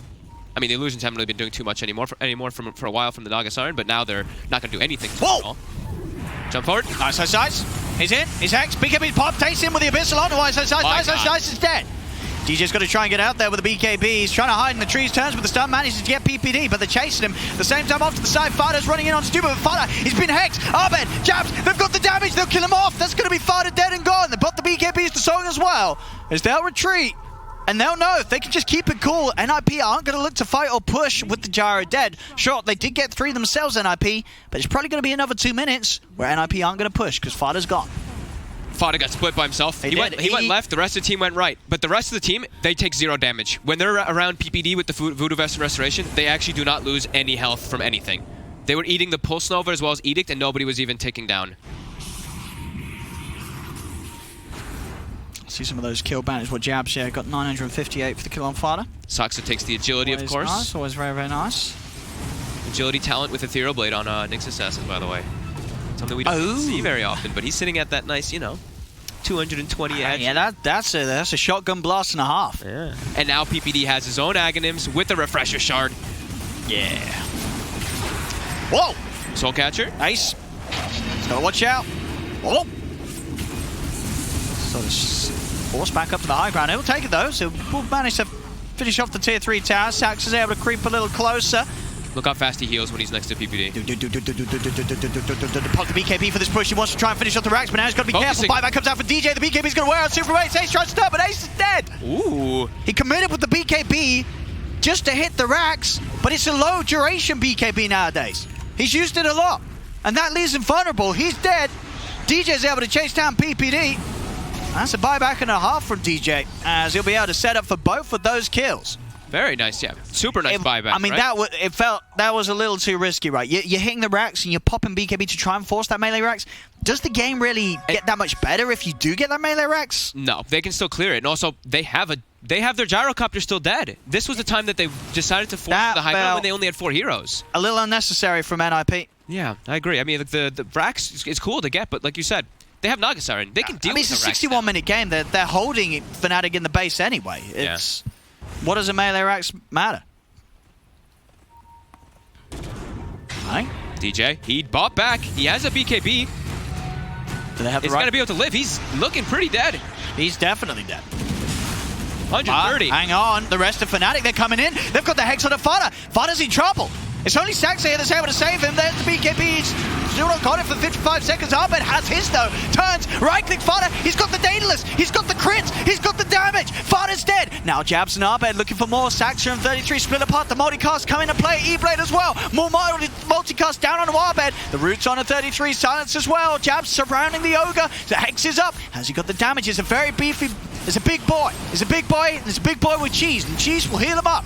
They're starting to get mana. Saxa, he's burrowed, so he's getting that mana regen. Jabs is going to get comboed. And he's out of mana. Uh-oh, Jabs. He's out of mana. Jabs. And Jabs. He's dead. He's dead. He's got buyback, but he's dead. You can't underestimate these heroes in the late game. You see this Nyx burrow. You see this Ogre with an Aghanims. You have so much mana as a Naga Siren. He has 1,800 mana, so his intelligence, 150? These mana burns, they really hurt him when he does get hit by them. He can't be standing around there by himself. Oof. Oh boy, there's 3 dead, no buyback. That's the difference when you see the 60k gold lead, is that everybody on NIP is incredibly buff. I mean, is there not a temptation to just buy back on Fada and end the game? The 3 dead for 30+ seconds without buyback. You can end the game here, right? It's only going to be Arbed and Jabs defending, or I mean, more you than still likely, play yeah. cool? They're playing it safe. They probably play could it do safe? that, but they've been playing it safe for the majority of this game. They've been playing it very safe. They've got a 61k lead and they haven't quite managed to close it up.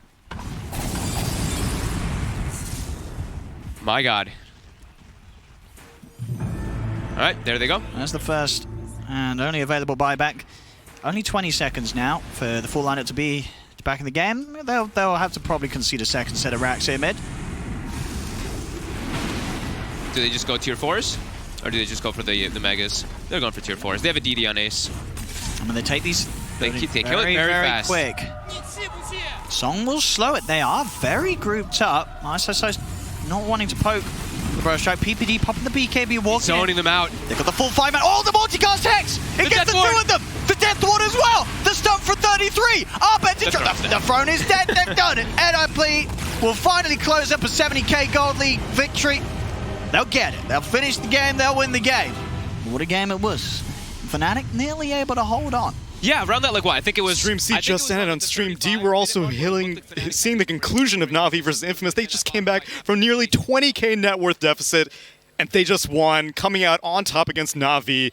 Game 1. Nothing but bangers here on the multicast. But don't worry, we're going to take you back to something so you can get that heart rate back down. It's the draft of EG versus OG on Stream B.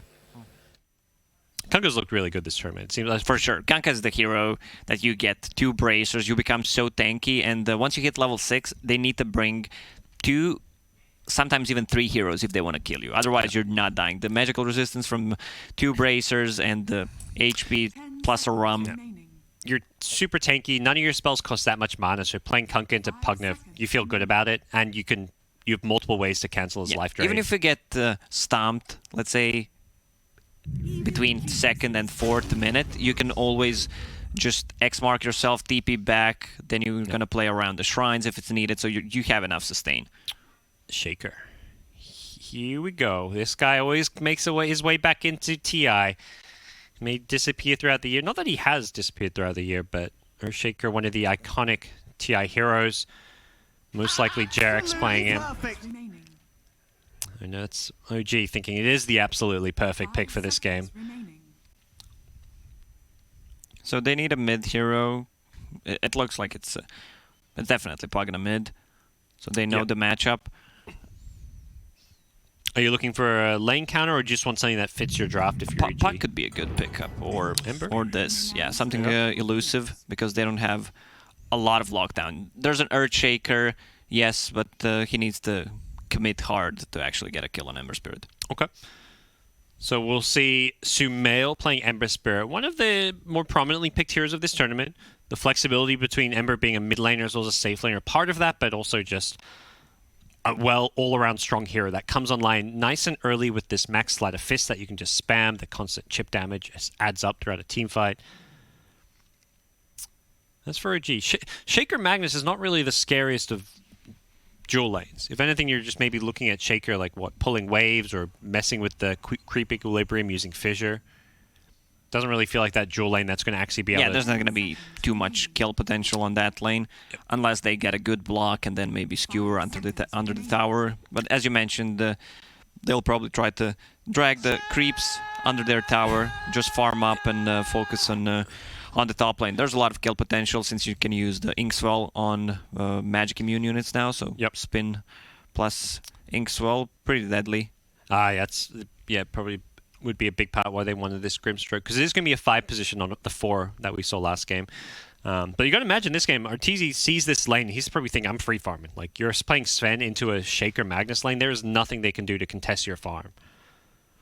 So he's probably looking like a happy farmer this game, and you can have Fly, this is one of those 5 positions that loves to stack the jungle camps as well, so should be a good game. I feel like EG, to me, have a better, more well-rounded draft. And that's more in their comfort zone. It's not just about, how their drafts match up against their opponents, but this feels much more like an EG style of draft. I have a theory, like if a Baron can get Aghanim Scepter here, you shoot coils in the 1600 range if you get Ags. Okay. So you just need to be around the RP, and then I don't think anyone's gonna die if it comes to that one point where you can get the axe. There's always a better item choice, especially for the start, but we'll see how this game goes. All right, well, here we go. It is game 2 of OG versus EG. Two teams looking to find themselves in the winner bracket. That's always the key thing with TI groups, you know. Winning the group is nice. If you're one of those teams that can pick your opponent and you win that first round of the winner bracket, that's suddenly you find yourself in the top 6. But starting lower bracket in best of ones is like the worst case scenario for any team. But actually, worst case scenario is you don't make it to the main stage. We don't talk about that. But I mean, these are two teams you wouldn't expect to see eliminated from the groups. Definitely not, but EG right now is in a really tough spot. They won 1 out of 5 games. Yeah. So they need some wins. Plenty of Dota left to be played. You play, what, 16 games total, right? You play against 8 other opponents, 2 games? Yeah, you play 16 games total. So they've still got 11 games left, you know. 4-day groups. It's a marathon. This isn't a sprint. You can have a bad day 1. And you're still fine. What's Pugn up to there? Just taking the tower shot casually. Has a crown starting item. Topson going all in on the early game stats, looking to rush that Veil, of course. We'll see. That's an interesting build. Yeah, normally, null talisman, of course, yeah. But he's just going to get a faster Veil, slightly less damage, but you can use Nether Blast for the last hits. What's Seb going to do? Is he going to level up the Skewer to secure this rune, or... Seb, can he get it? The stun is there, and he's going to lose that bounty rune. While it's going to be his team 2 for 2. Yeah. No, it was 3 for 1. S4 stole one. He ran in, it looks like, and grabbed one of the enemy ones. So wow, I don't think EG knows how to count to 3, but they got 3 runes. Oh, EG, they know exactly. 3 is their number. That's Valve who know how to count 3. Dark Willow. Also starts with Sage Mask. Yep, expecting that Bassi. So it won't be the Abaddon who gets the Bassi, but it will be on the Dark Willow. So as we come to expect, a lot of these off-lane dual lanes with Bassi Ring. It's going to be Willow with the Abaddon. They've got the Aphotic Shield early. One way to play against this lane, perhaps, is they're just going to have such great defensive capabilities with the Aphotic Shield, and you've got the Shadow Realm on the Dark Willow. Dark Willow who then manages to block that pull camp. No-Tail coming in with the Stroke of Fate, trading hits here, looking to push Crit out of this lane. And he's got a Fissure support here. They could find themselves with an early first blood if they get a couple more right clicks and a Stroke of Fate. One more right click with a Stroke of Fate. He may not even need it. He does need it because there's an Aphotic Shield, and that's going to save Crit's life, as Ana also helps to zone out S4 with some extra right clicks, so they don't get the kill. S4 came in just in time. And Juggernaut has Crit level 1 instead of a spin. Okay. Because he's just trading hits against the melee hero. Yep. This is something, we see sometimes in these melee versus melee matchups where the Crit as single target damage is better than the spin. Level 1, you don't necessarily go for the kill. You don't even have any points in the Inkswell yet, so Ana just wants that 20% crit chance. Brambles coming out to try and mess with some of the last hits and secure this lane a bit, but here comes Jerax with these crits. If he gets the block in, he blocks his forward, doesn't hit him with the stun, but he's completely surrounded. Now he levels up the spin. They are looking for this kill, but Jerax getting very low. The Stroke of Fate is there, and Ana should be able to get the first blood. Gets the kill just before No-Tail goes down. That's a shared bounty. Nice little sidestep from Abaddon to not get stunned at least, but with that block, there's nothing he can do about it. Ember Spirit picked up a Haste Rune on the mid lane. Not the scariest of things, perhaps, but we'll see a full-on tri-lane from OG. Topson, is he going to get killed here by Sumail? The Decrypt is there with a Nether Blast. 1 or 2 more right clicks. Topson has a Tango. He tried to go for the tree block. Oh, that would have been so good if it worked. Ember Spirit had a Quelling Blade, so I don't think that would have mattered. And now Ember Spirit has enough money to buy a bottle after this creep. So, yeah, it doesn't have to go for that suicide to tower play that you often see when these mid-solo kills happen. Topson tries to find the D-Ward mid, but guesses wrong, and the Dire Ward is on the other side as bottom lane. They get another kill on S4. This tri-lane finding a lot of action early on. Dire Vision, 2 Dire Wards around this mid lane. They really want to make sure Sumail doesn't get pressured and given too bad of a time early on. Yeah, and Sumail flies out the courier to the side to the secret shop to actually get a bottle faster. Meanwhile, in the top lane, it's Seb who's alone. A lot of kill potential from Bane and Sven. He can't really TP out. He's having a good start until that death, though. He's got 9 CS. He's level 3.5, so despite the death there, it has been an okay lane, considering it's a 1v2. Decrep just for some extra fissure damage as Topson doesn't go for the Nether Blast. I think knowing that the Sleight of Fist can be used to dodge that Nether Blast. We're seeing it again here as bottom lane Ana actually goes down. Crits Dark Willow, finding that kill. They need to control the runes, both of the mids. Yep. Okay, actually, Topson bought a helm instead of a bottle. Wow, he is really rushing this Veil as soon as possible. He's going to have it before he even hits level 6.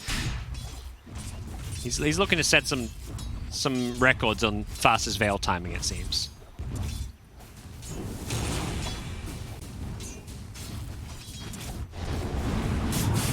Thompson mid. Uh-oh, he's in trouble.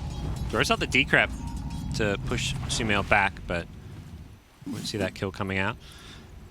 Let's fly up to. This is just probably jungle stacks. You know, you've got a Sven on your team. Sven doesn't really need too much help to free farm this lane anymore. What's up, guys? It's Tsunami. Quick update on that thrilling Game 1 VP versus Vici. They just finished their draft, so if you want to watch that, you can go on over to Stream A, but don't worry, we're going to stay here on Stream B in the meanwhile. Gonna stack some camps, go for the bounties. Shaker had an illusion. Seems like it's going to be, again, 3 for EG. 1, 2, 3, yep. Fly got some stacks along the way. There was a Shaker illusion rune you could have done some stacks with, but it looks like he was prioritized more on those bounty runes at the time.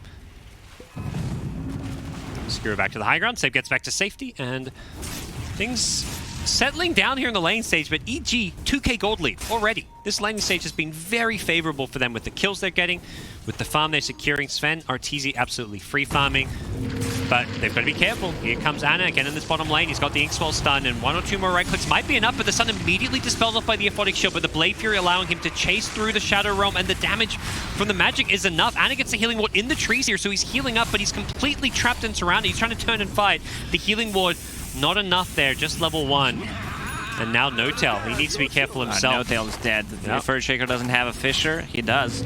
Got a Totem followed up by Fissure. They are looking to turn this one. No-Tail with the Inkswell stun. He's got 1 kill. He's getting a second. This healing ward is causing all kinds of problems. The Stroke of Fate as well. No-Tail with the double kill. Abaddon had the Aphotic Shield ready. Oh, he just completely underestimated the damage as well as the Inkswell.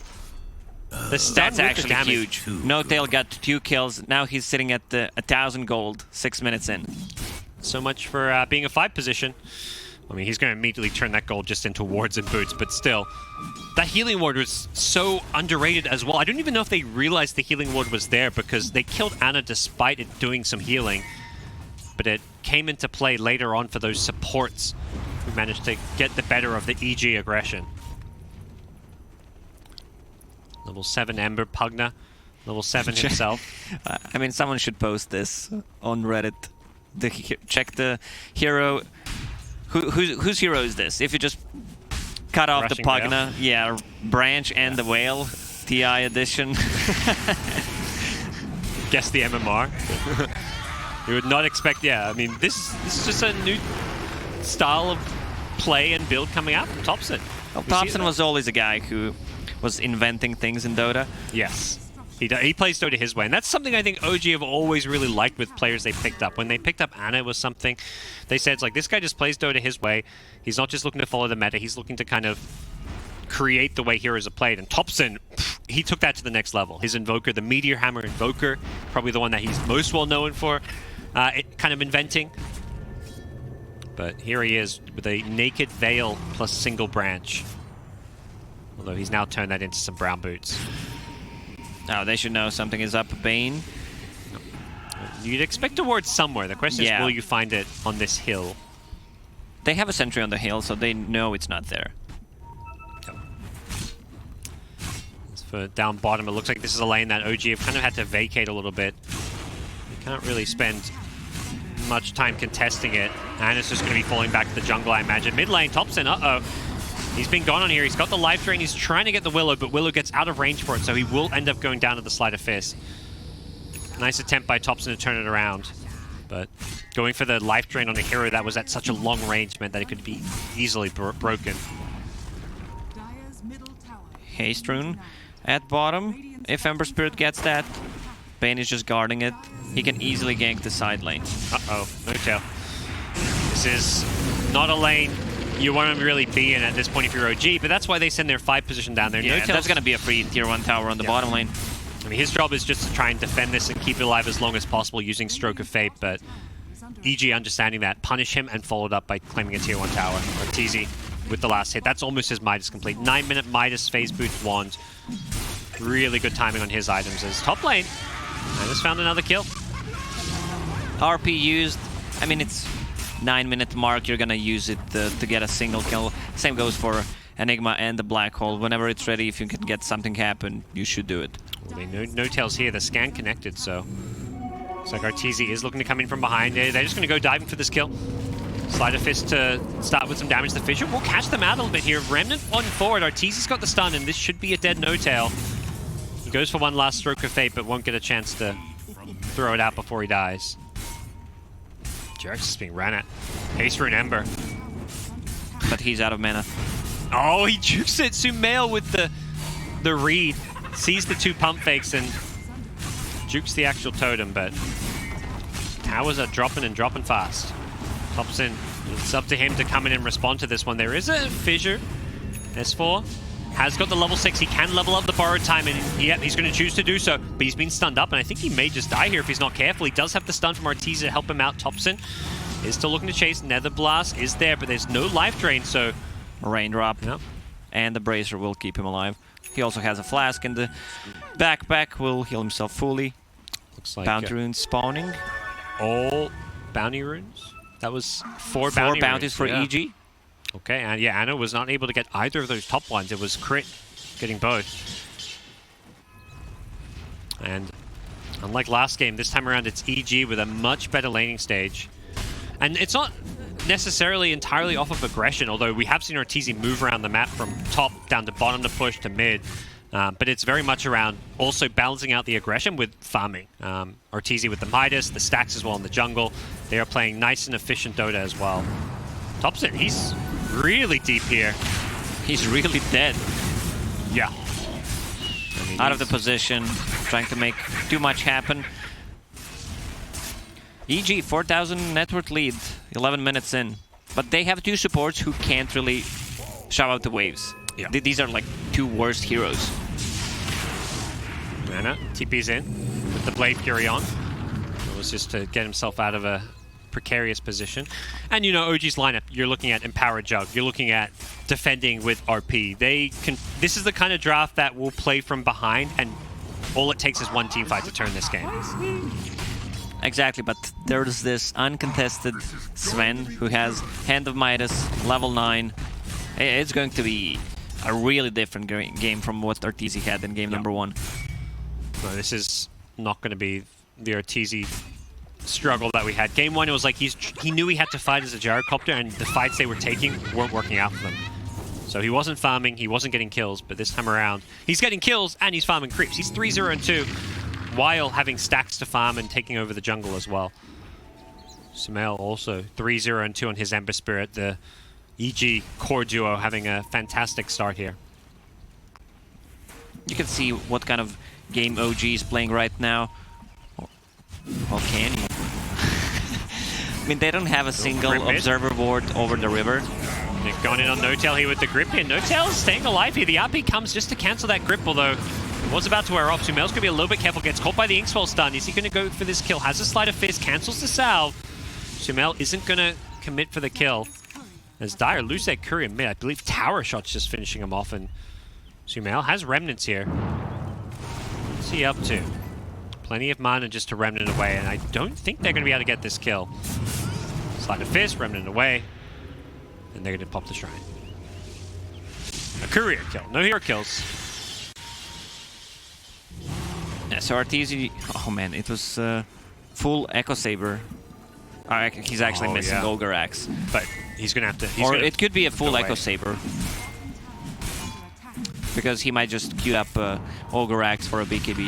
Yeah. S4. Being skewered back towards this tier 1 mid tower. It should be able to maybe bring him down when this borrowed time ends, but I don't think they want to hard commit for this one. They are throwing nukes here. They still want this S4 kill. Anna's gone in with the Blade Fury, but they haven't got the kill, and they're going to be forced to back off. Omni Slash still available, but if you commit that Omni Slash aggressively, you're probably dying and unsure if you even get the kill. I estimate the probability of winning to be above 99%. No-Tail's confident. I don't know if our friend Dota Plus agrees. He says 39%. Dota Plus thinking things are a bit more EG favored. 60% more, huh? Yeah. No-Tail's like, I did the math. OG does not want to take a fight right now. They want to finish the items. They want any item on Seb. He's going for Pipe. And Earthshaker needs 1,000 gold to finish off his Blink Dagger. Right now they're in a really spot where they just want to farm. With the Empower on Jug, get a couple of items. I mean, this Jug is, yeah, just going from neutrals to neutrals.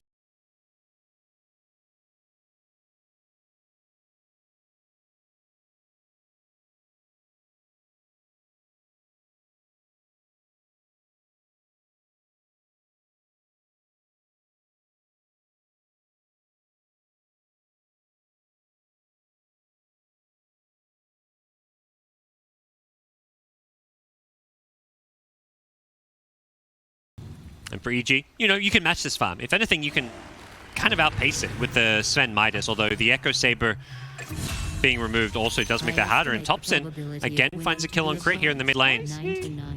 This early Veil with the damage jam, causing a lot of problems.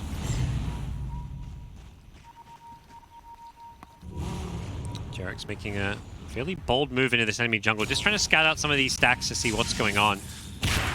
Sven's turning this on with the stun, though. Have they got any follow-up lockdown? Doesn't look like it. The Bane not quite here, at least not right now. Jarek's charging on forward, has the turn. They're trying to bait out this borrowed time. Echo Slam comes in, doesn't do a whole lot of damage, barely clips Arteezy, and S4 borrowed times it off here as Arteezy does pop the God Strike. Is he going to look to go in and fight? The Skewer is there, followed by Napi, but the Fear! It stops the Omni Slash, that saves their lives here. They could still look to turn this one around. Anna goes in with the Healing Ward, but without the Omni Slash on the RP, Crit saves the day. The Healing Ward gets sniped as well by Sumail. He does manage to dodge the stun from the Stormbolt here as Anna goes charging forward here. The Blade Fury damage should be enough with the Omni Slash follow-up. He doesn't even need the Omni Slash. He finds it now. He gets the double kill. Anna playing this fight so incredibly well on the back lines. He's been nightmared up though. Sumail still chasing. Kill. Looks like Anna's going to be back to safety as Sumail. Yeah, he's going to slide a fist down the Pugna. Sumail on a mega kill streak. Sumail can do whatever he wants in this fight because he has a Baron behind him to back him up with the Aphotic Shield and nice grip from the Bane, but from the high ground. But this is not the target that you want to go for. It was OG coming out on top of that fight in terms of gold though, even though it was a 3 for 2. Once Mag uses the RP, you do not want to focus him after that. It was such a good Fear coming out from Dark Willow. If not for that, Anna had an Omni Slash, or even just right clicks on top of the RP. That would have been such a good team fight for OG. Even so, Anna's very happy with the outcome. He got 2 big kills in that fight. Sven and Abaddon. He killed 2 cores. That's why OG got so much gold out of that, despite it being a 2 for 3 trade, numbers favoring EG as far as the kills, total kills go.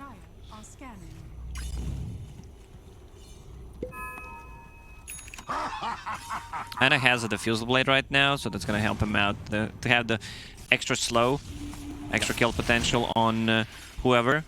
Crit. Has Yule Scepter. This Dark Willow will be really hard to kill, especially with a Baron on the team. They have got several nukes that can go through the Shadow Realm. I mean, they have a lot of nukes. I mean, every hero has spells that go through it, in fact. Blade Fury, Stroke of Fate, Fissures, Shockwaves, Nether Blast. But, you know, it's still a Willow. It's still a very pesky, annoying hero.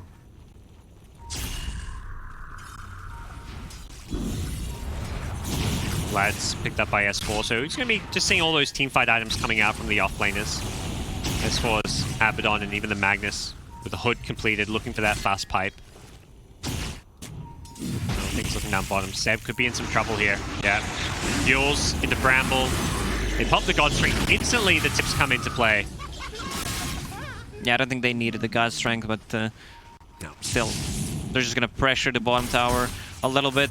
These two supports from EG, they're not good at killing creeps, but they're really good at killing every single time the ulti is up at a Fiend's Grip, or when you have a Bedlam. Now he has a pretty easy setup with Curse Crown into INTERCEPTOR.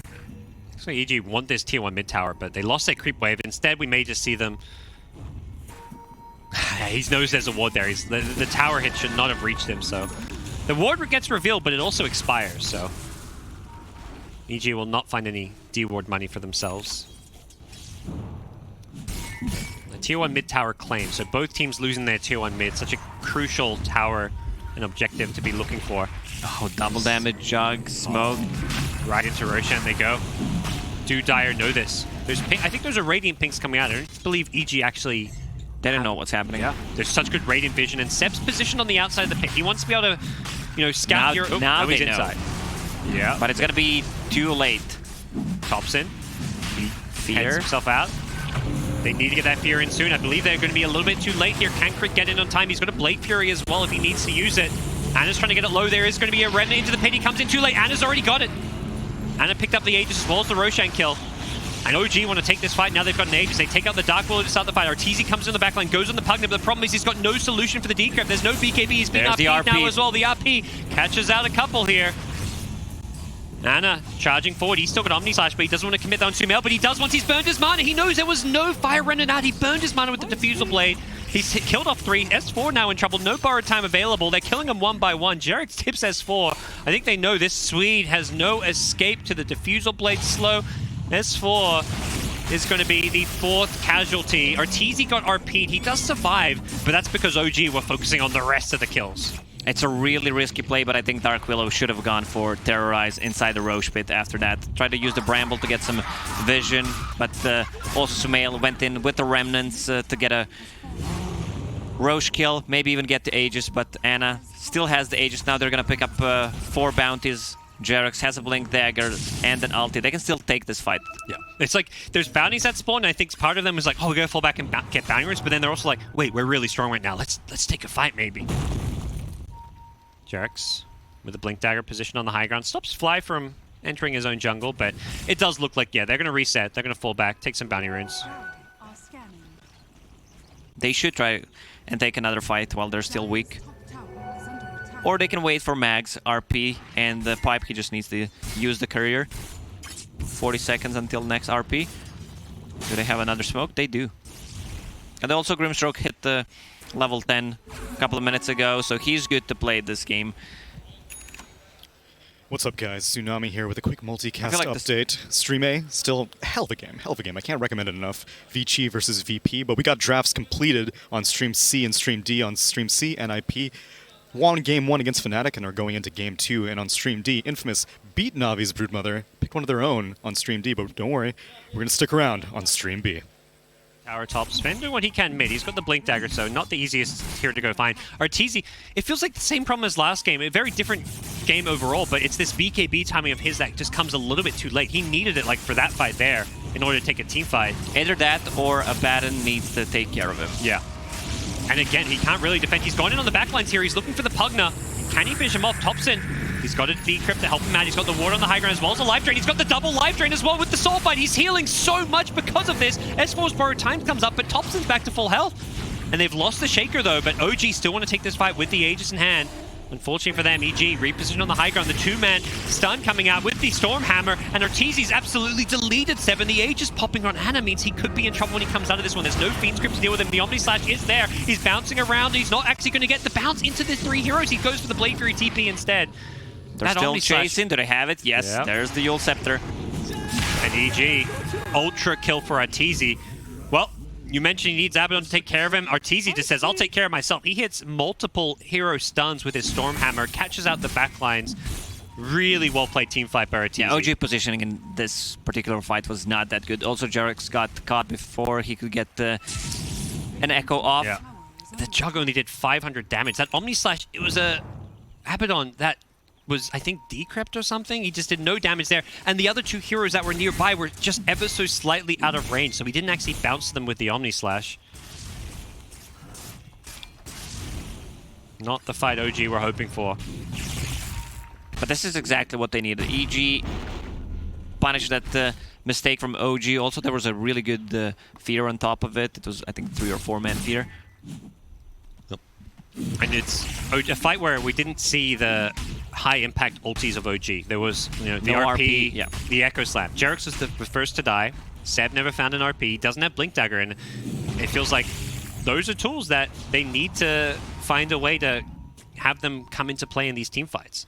As much as it looked good, like Topson with that double life drain with the Soulbind, healing himself back up to full, it felt like Arteezy's initiation didn't really succeed. It doesn't amount to much when you still can't find an Echo or an RP. OG can still take this fight. Oh, yeah. For sure. They just need to position themselves properly. It feels like it's going to be a smoke, put a sentry ward. The lanes, bottom lane is not pushed out. Top and middle lane is in a decent spot. But there's a counter smoke from EG. Yep. Arteezy leading the way with that Blink BKB now. So this next fight's with the BKB, and that's where life gets even harder. They've got to protect their... Magnus or Shaker needs to get off a good ultimate. Ideally both. Oh, they saw that ward get planted, I want to say. And yeah, they know exactly where they are. Ana just goes charging in forward, gets the slow from the defusal. The inhibit, as it's called. If someone asked you what the inhibit is, would you know? Yeah. I mean, I'm a item connoisseur when it comes to Dota. No, not really. What's the pipe? Active barrier, that's pipe. But yeah, inhibit's one of those really random ones. What's Veil called? Magic weakness. I did not know that. I just thought you use Veil someone, but apparently you use magic weakness on them. Smoke is not actually smoke, it's disguise. Wow. You should stop, guys. I'm feeling really stupid right now. I didn't know this. I was feeling stupid. I read these, I'm like, what? I just thought the active was called smoke. What's BKB's active called? Avatar? Did you know it's called Avatar? I feel like this has just changed, right? Surely it wasn't. This hasn't always been Avatar. Soul Ring active called Sacrifice. Okay. Well, that makes a lot of sense. Oh, smoking. Ana leading the way. Finds Fly. He's going to instantly delete him. As Arteezy jumps on the backlines, he gets the 2-man stun, but the RP is there just to come around. The Omni Slash is going to go on through, doing some good damage here. Fear looking for the backlines, will catch out a couple. Actually catches out Ana as the Omni Slash wears off, but Arteezy is so incredibly low, looking for a blink out, I imagine. Or even a blink back in. Topson, he gets killed off by Arteezy's Stormhammer.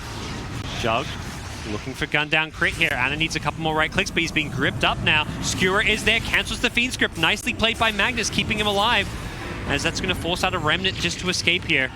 Seb charging on forward. They should be able to at least finish off the Bane here, and JerAx knows that's a dead Bane. He's looking for more. He blinks past, but there's no fresh targets to go for. I think EG is fine with that. Even though Bane died back there, they still forced the buyback out of Pugna. Okay. And I love what Ana did there. He instantly uses Omni Slash on Sven, so he can't take the fight. Even though he popped the God Strength, he was on half HP, can't really come back, especially if a Baron is not healing him. They're still going to try and push this one. They bolt back the Pugna, but they feel confident. Ana on the front lines is just so tanky with this Skadi Manta style. Just getting a tier 3 tower will allow them to take some shrines as well. Ana goes for the Blade Fury, doing what damage he can with the Nether Blast. He'll actually look to commit onto Arteezy, who doesn't have God Strength still, so some good damage being dealt here with the Siege Creep and the Nether Blast. His tower's down to 260 health. Ana wants back in. He wants to finish this one off, and he's going to succeed. Healing Ward is ready. Don't have to force it and go for the Raxay OG. They're going to back off and go for these shrines, prioritizing that top shrine, the ones near Roshan. Rosh will spawn in 30 seconds. That's a quick spawn. They're going to have their ultis up when the Rosh spawns. Yep. Talked about supports with GPM. Dark Willow hits level 15 and gets hers.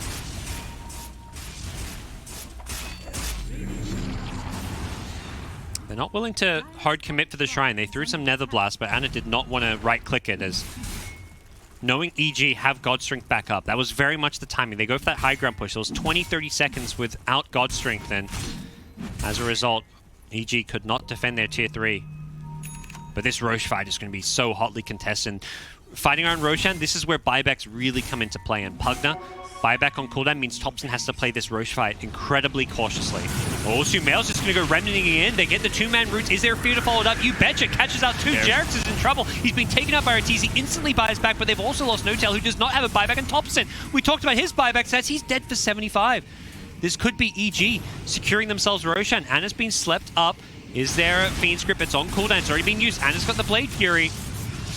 Anna still has ulti. Yeah. Ember Spirit's out of the Remnant. Yeah, they throw out the RP. There's going to be a Nightmare to try and save him. Sumail's out of mana. Sumail's dead, and they're going to lose Sven as well. Anna with a double kill for his team. Only got the one kill. Godlike streak on Arteezy is ended as S4 does not have borrowed time, and the Blade Fury is just going to look to chase him down. JerAx with the stuns. His buyback coming into play there. They should go straight into Roche Pit. They still have a healing ward. I'm not angry.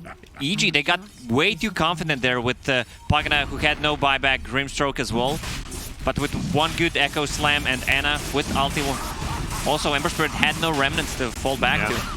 They used so much of their control to kill the rest of OG that Anna, he was nightmared up there, but they didn't have any follow-up stuns. Arteezy was either out of mana or just didn't have his Stormhammer up, because Anna, the second that Nightmare wore off, just Blade Fury back safely, re-engaged, and destroyed them with the RP. Yeah, and with the Scotty, this is one of the best items you can get against the Sven. Yeah. Also, he's sitting on 40 plus armor on Juggernaut, so Sven can't really focus him down. Almost 3,000 HP.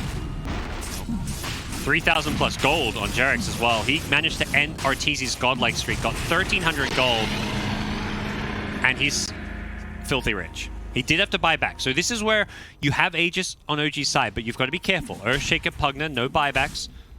Anna, though, in the front lines with an Aegis, he is going to be the one that looks to just break the high ground. So even though Anna's got buyback, they still give him the Aegis because of the style of play that we're going to be seeing from OG, where they want to have this jug. He's the one sieging. He's the one that benefits most from an Aegis.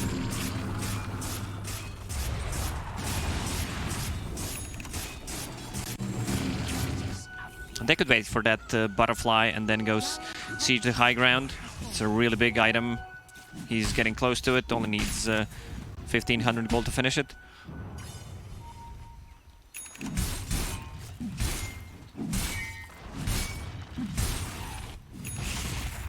Well, as you mentioned, that butterfly coming soon. Also, the Jug's 25, so with all this armor on Jug, just doesn't feel like the Sven is going to match up against him. He has got a Bloodthorn queued up on Arteezy, so a way of dealing with some of that evasion, but gotta be careful. Sumail, he's being spotted by this Observer Ward. Are they going to hunt him? Looks like that may be the call. Can they chain stun him? JerAx. Oh, he was about to blink in and echo, but the blink got cancelled by Slight. Bottom lane is being pushed in. Yeah, looks like they're just going to go back and push this one out. The one thing I noticed from the yesterday is that a lot of safe lane towers are being killed 20, 25 plus minutes in. Look, OG's tier 1 tower on top still standing. Yeah. And they just killed the safe lane tower on the bottom. Yeah, it's just not a priority to play around that part of the map. Here you go, Anna.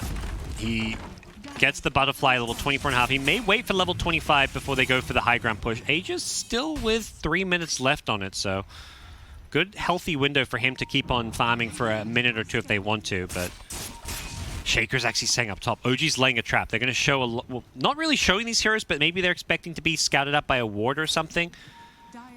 They're showing the Jug, so I think the expectation is that this top lane is a safe lane to push, but eventually JerAx says... JerAx was there. There was a huge creep wave. If someone overcommitted, he could have gotten a solo kill.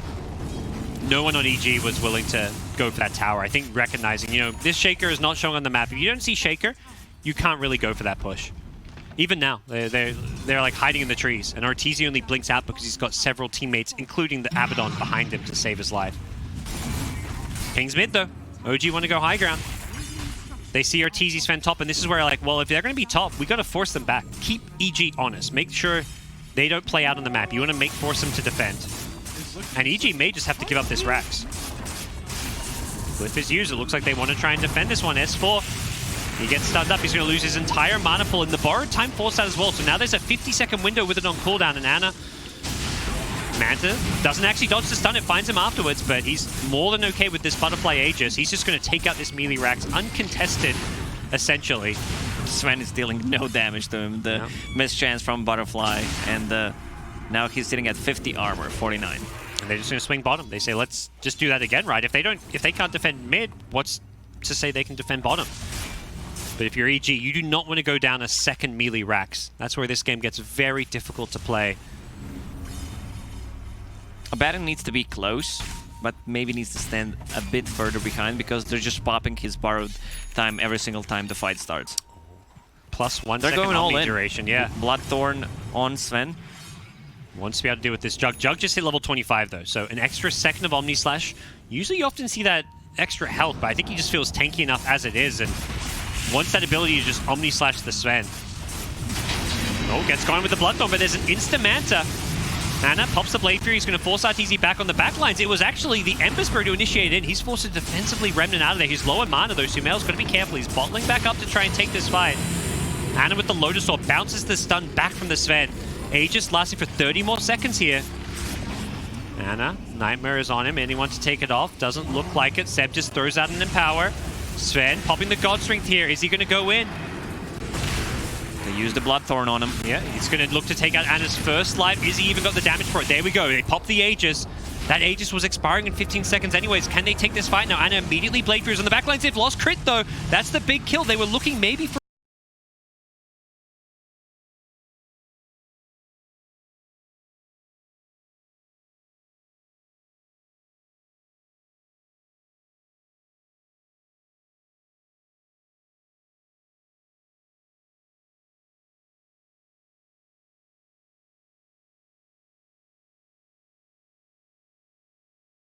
Going to be forced to buy back. Ana with the Lotus Orb still in the front lines here. Ortiz can't really throw out that stun unless he's willing to commit a BKB. Does Ana go for this melee Rax, or do OG play it safe? He's bringing something on Jug. All right, they're giving him cheese. Yeah, he's making You've got to burst this him Lotus now. Orb is doing God's work because Sven can't really throw He's a out stun. of mana. Sven, he's down to 150 mana. He can't actually take this fight, even if they don't kill him. Ortiz is forced back to Fountain, so I think OG may try and take this Rax. The problem is no one can really wake him up. If Magnus wakes him up, he probably dies for it. So you let Ana take the Rax here. He's got Blade Fury if you want to use it now, but Seb hiding in the trees. He gets the RP on the backline. This Huron forward. They're going to throw out an Omni Slash. Ortiz does get the BKB up, but he's dying to this Omni Slash. Ortiz's been bashed up as well. It's a dieback. He's beyond godlike. Ana absolutely destroys them on the backline. Sumail, he's trying to do what he can. He's gone in 1 versus 3. He's lost his Willow. That's a dieback from Crit as well. And Sumail is in all sorts of trouble. EG running out of lives. They're just all dead. They're still bound up. 2 of them linked together. The Skewer are going to push them as well. And it looks like EG, they're down to their last lives here. They buy back on the Ember Spirit. S4 gets taken out as well. He's got no buyback. Jerix is invis in the backlines with the Shadow Blade. He stuns up Sumail once, gets the second stun as well. That's an instant dieback from him, and I think this is GG. EG have been 2-0'd by their nemesis. OG take them out once again. It's a bit of deja vu. Nemesis indeed. OG taking out Evil Geniuses 2-0, and EG's group stage ain't looking too good. But you know what is looking good is these other streams. Stream C, we got NIP versus Fnatic still going on. Stream D, Infamous versus Na'Vi. But we're going to go on down to Vici Gaming versus VP on Stream A. Slark after going down there, and they're going to smoke up while he's still down. So they're leading with the Slark. They're trying to bait him. So they're saying, like, do they know there's wards? Yeah, they know there's wards. Okay. So Ramsey was like standing in the ward sort of a deal, but instantly pinged out there from DY. He says, hey, they just sentryed, so they're smoked up there because he knows the Slark didn't have any. Nice eyes there from DY. He's paying attention. I mean, you're playing Ogre. It's not much else to do. You just wait till someone yells at you to bloodlust them. He's like, do I get to push the lanes again this game? No. Oh, okay. Yang's Here you coming go, over to Dusa. join them now. And they're going to go, it looks like try and smoke up again themselves. Or maybe just bait behind the Dusa. They have a Leshrac illusion there in the Roche pit, just keeping an eye on it to make sure there's nothing sneaky coming up from Virtus Pro. Again, a very strange couple of minutes, like you talked about, the BKBs making these fights very bizarre. And he's still at 9 seconds, right? Yeah, because he didn't actually get it off before he died. I'm not sure if it was like 2 or 3 second cooldown or something like that. By the time I clicked him, it was still up. Maybe he's trying to min-max it there. For Ramses? Yeah. Well, Hand of Midas will be used now.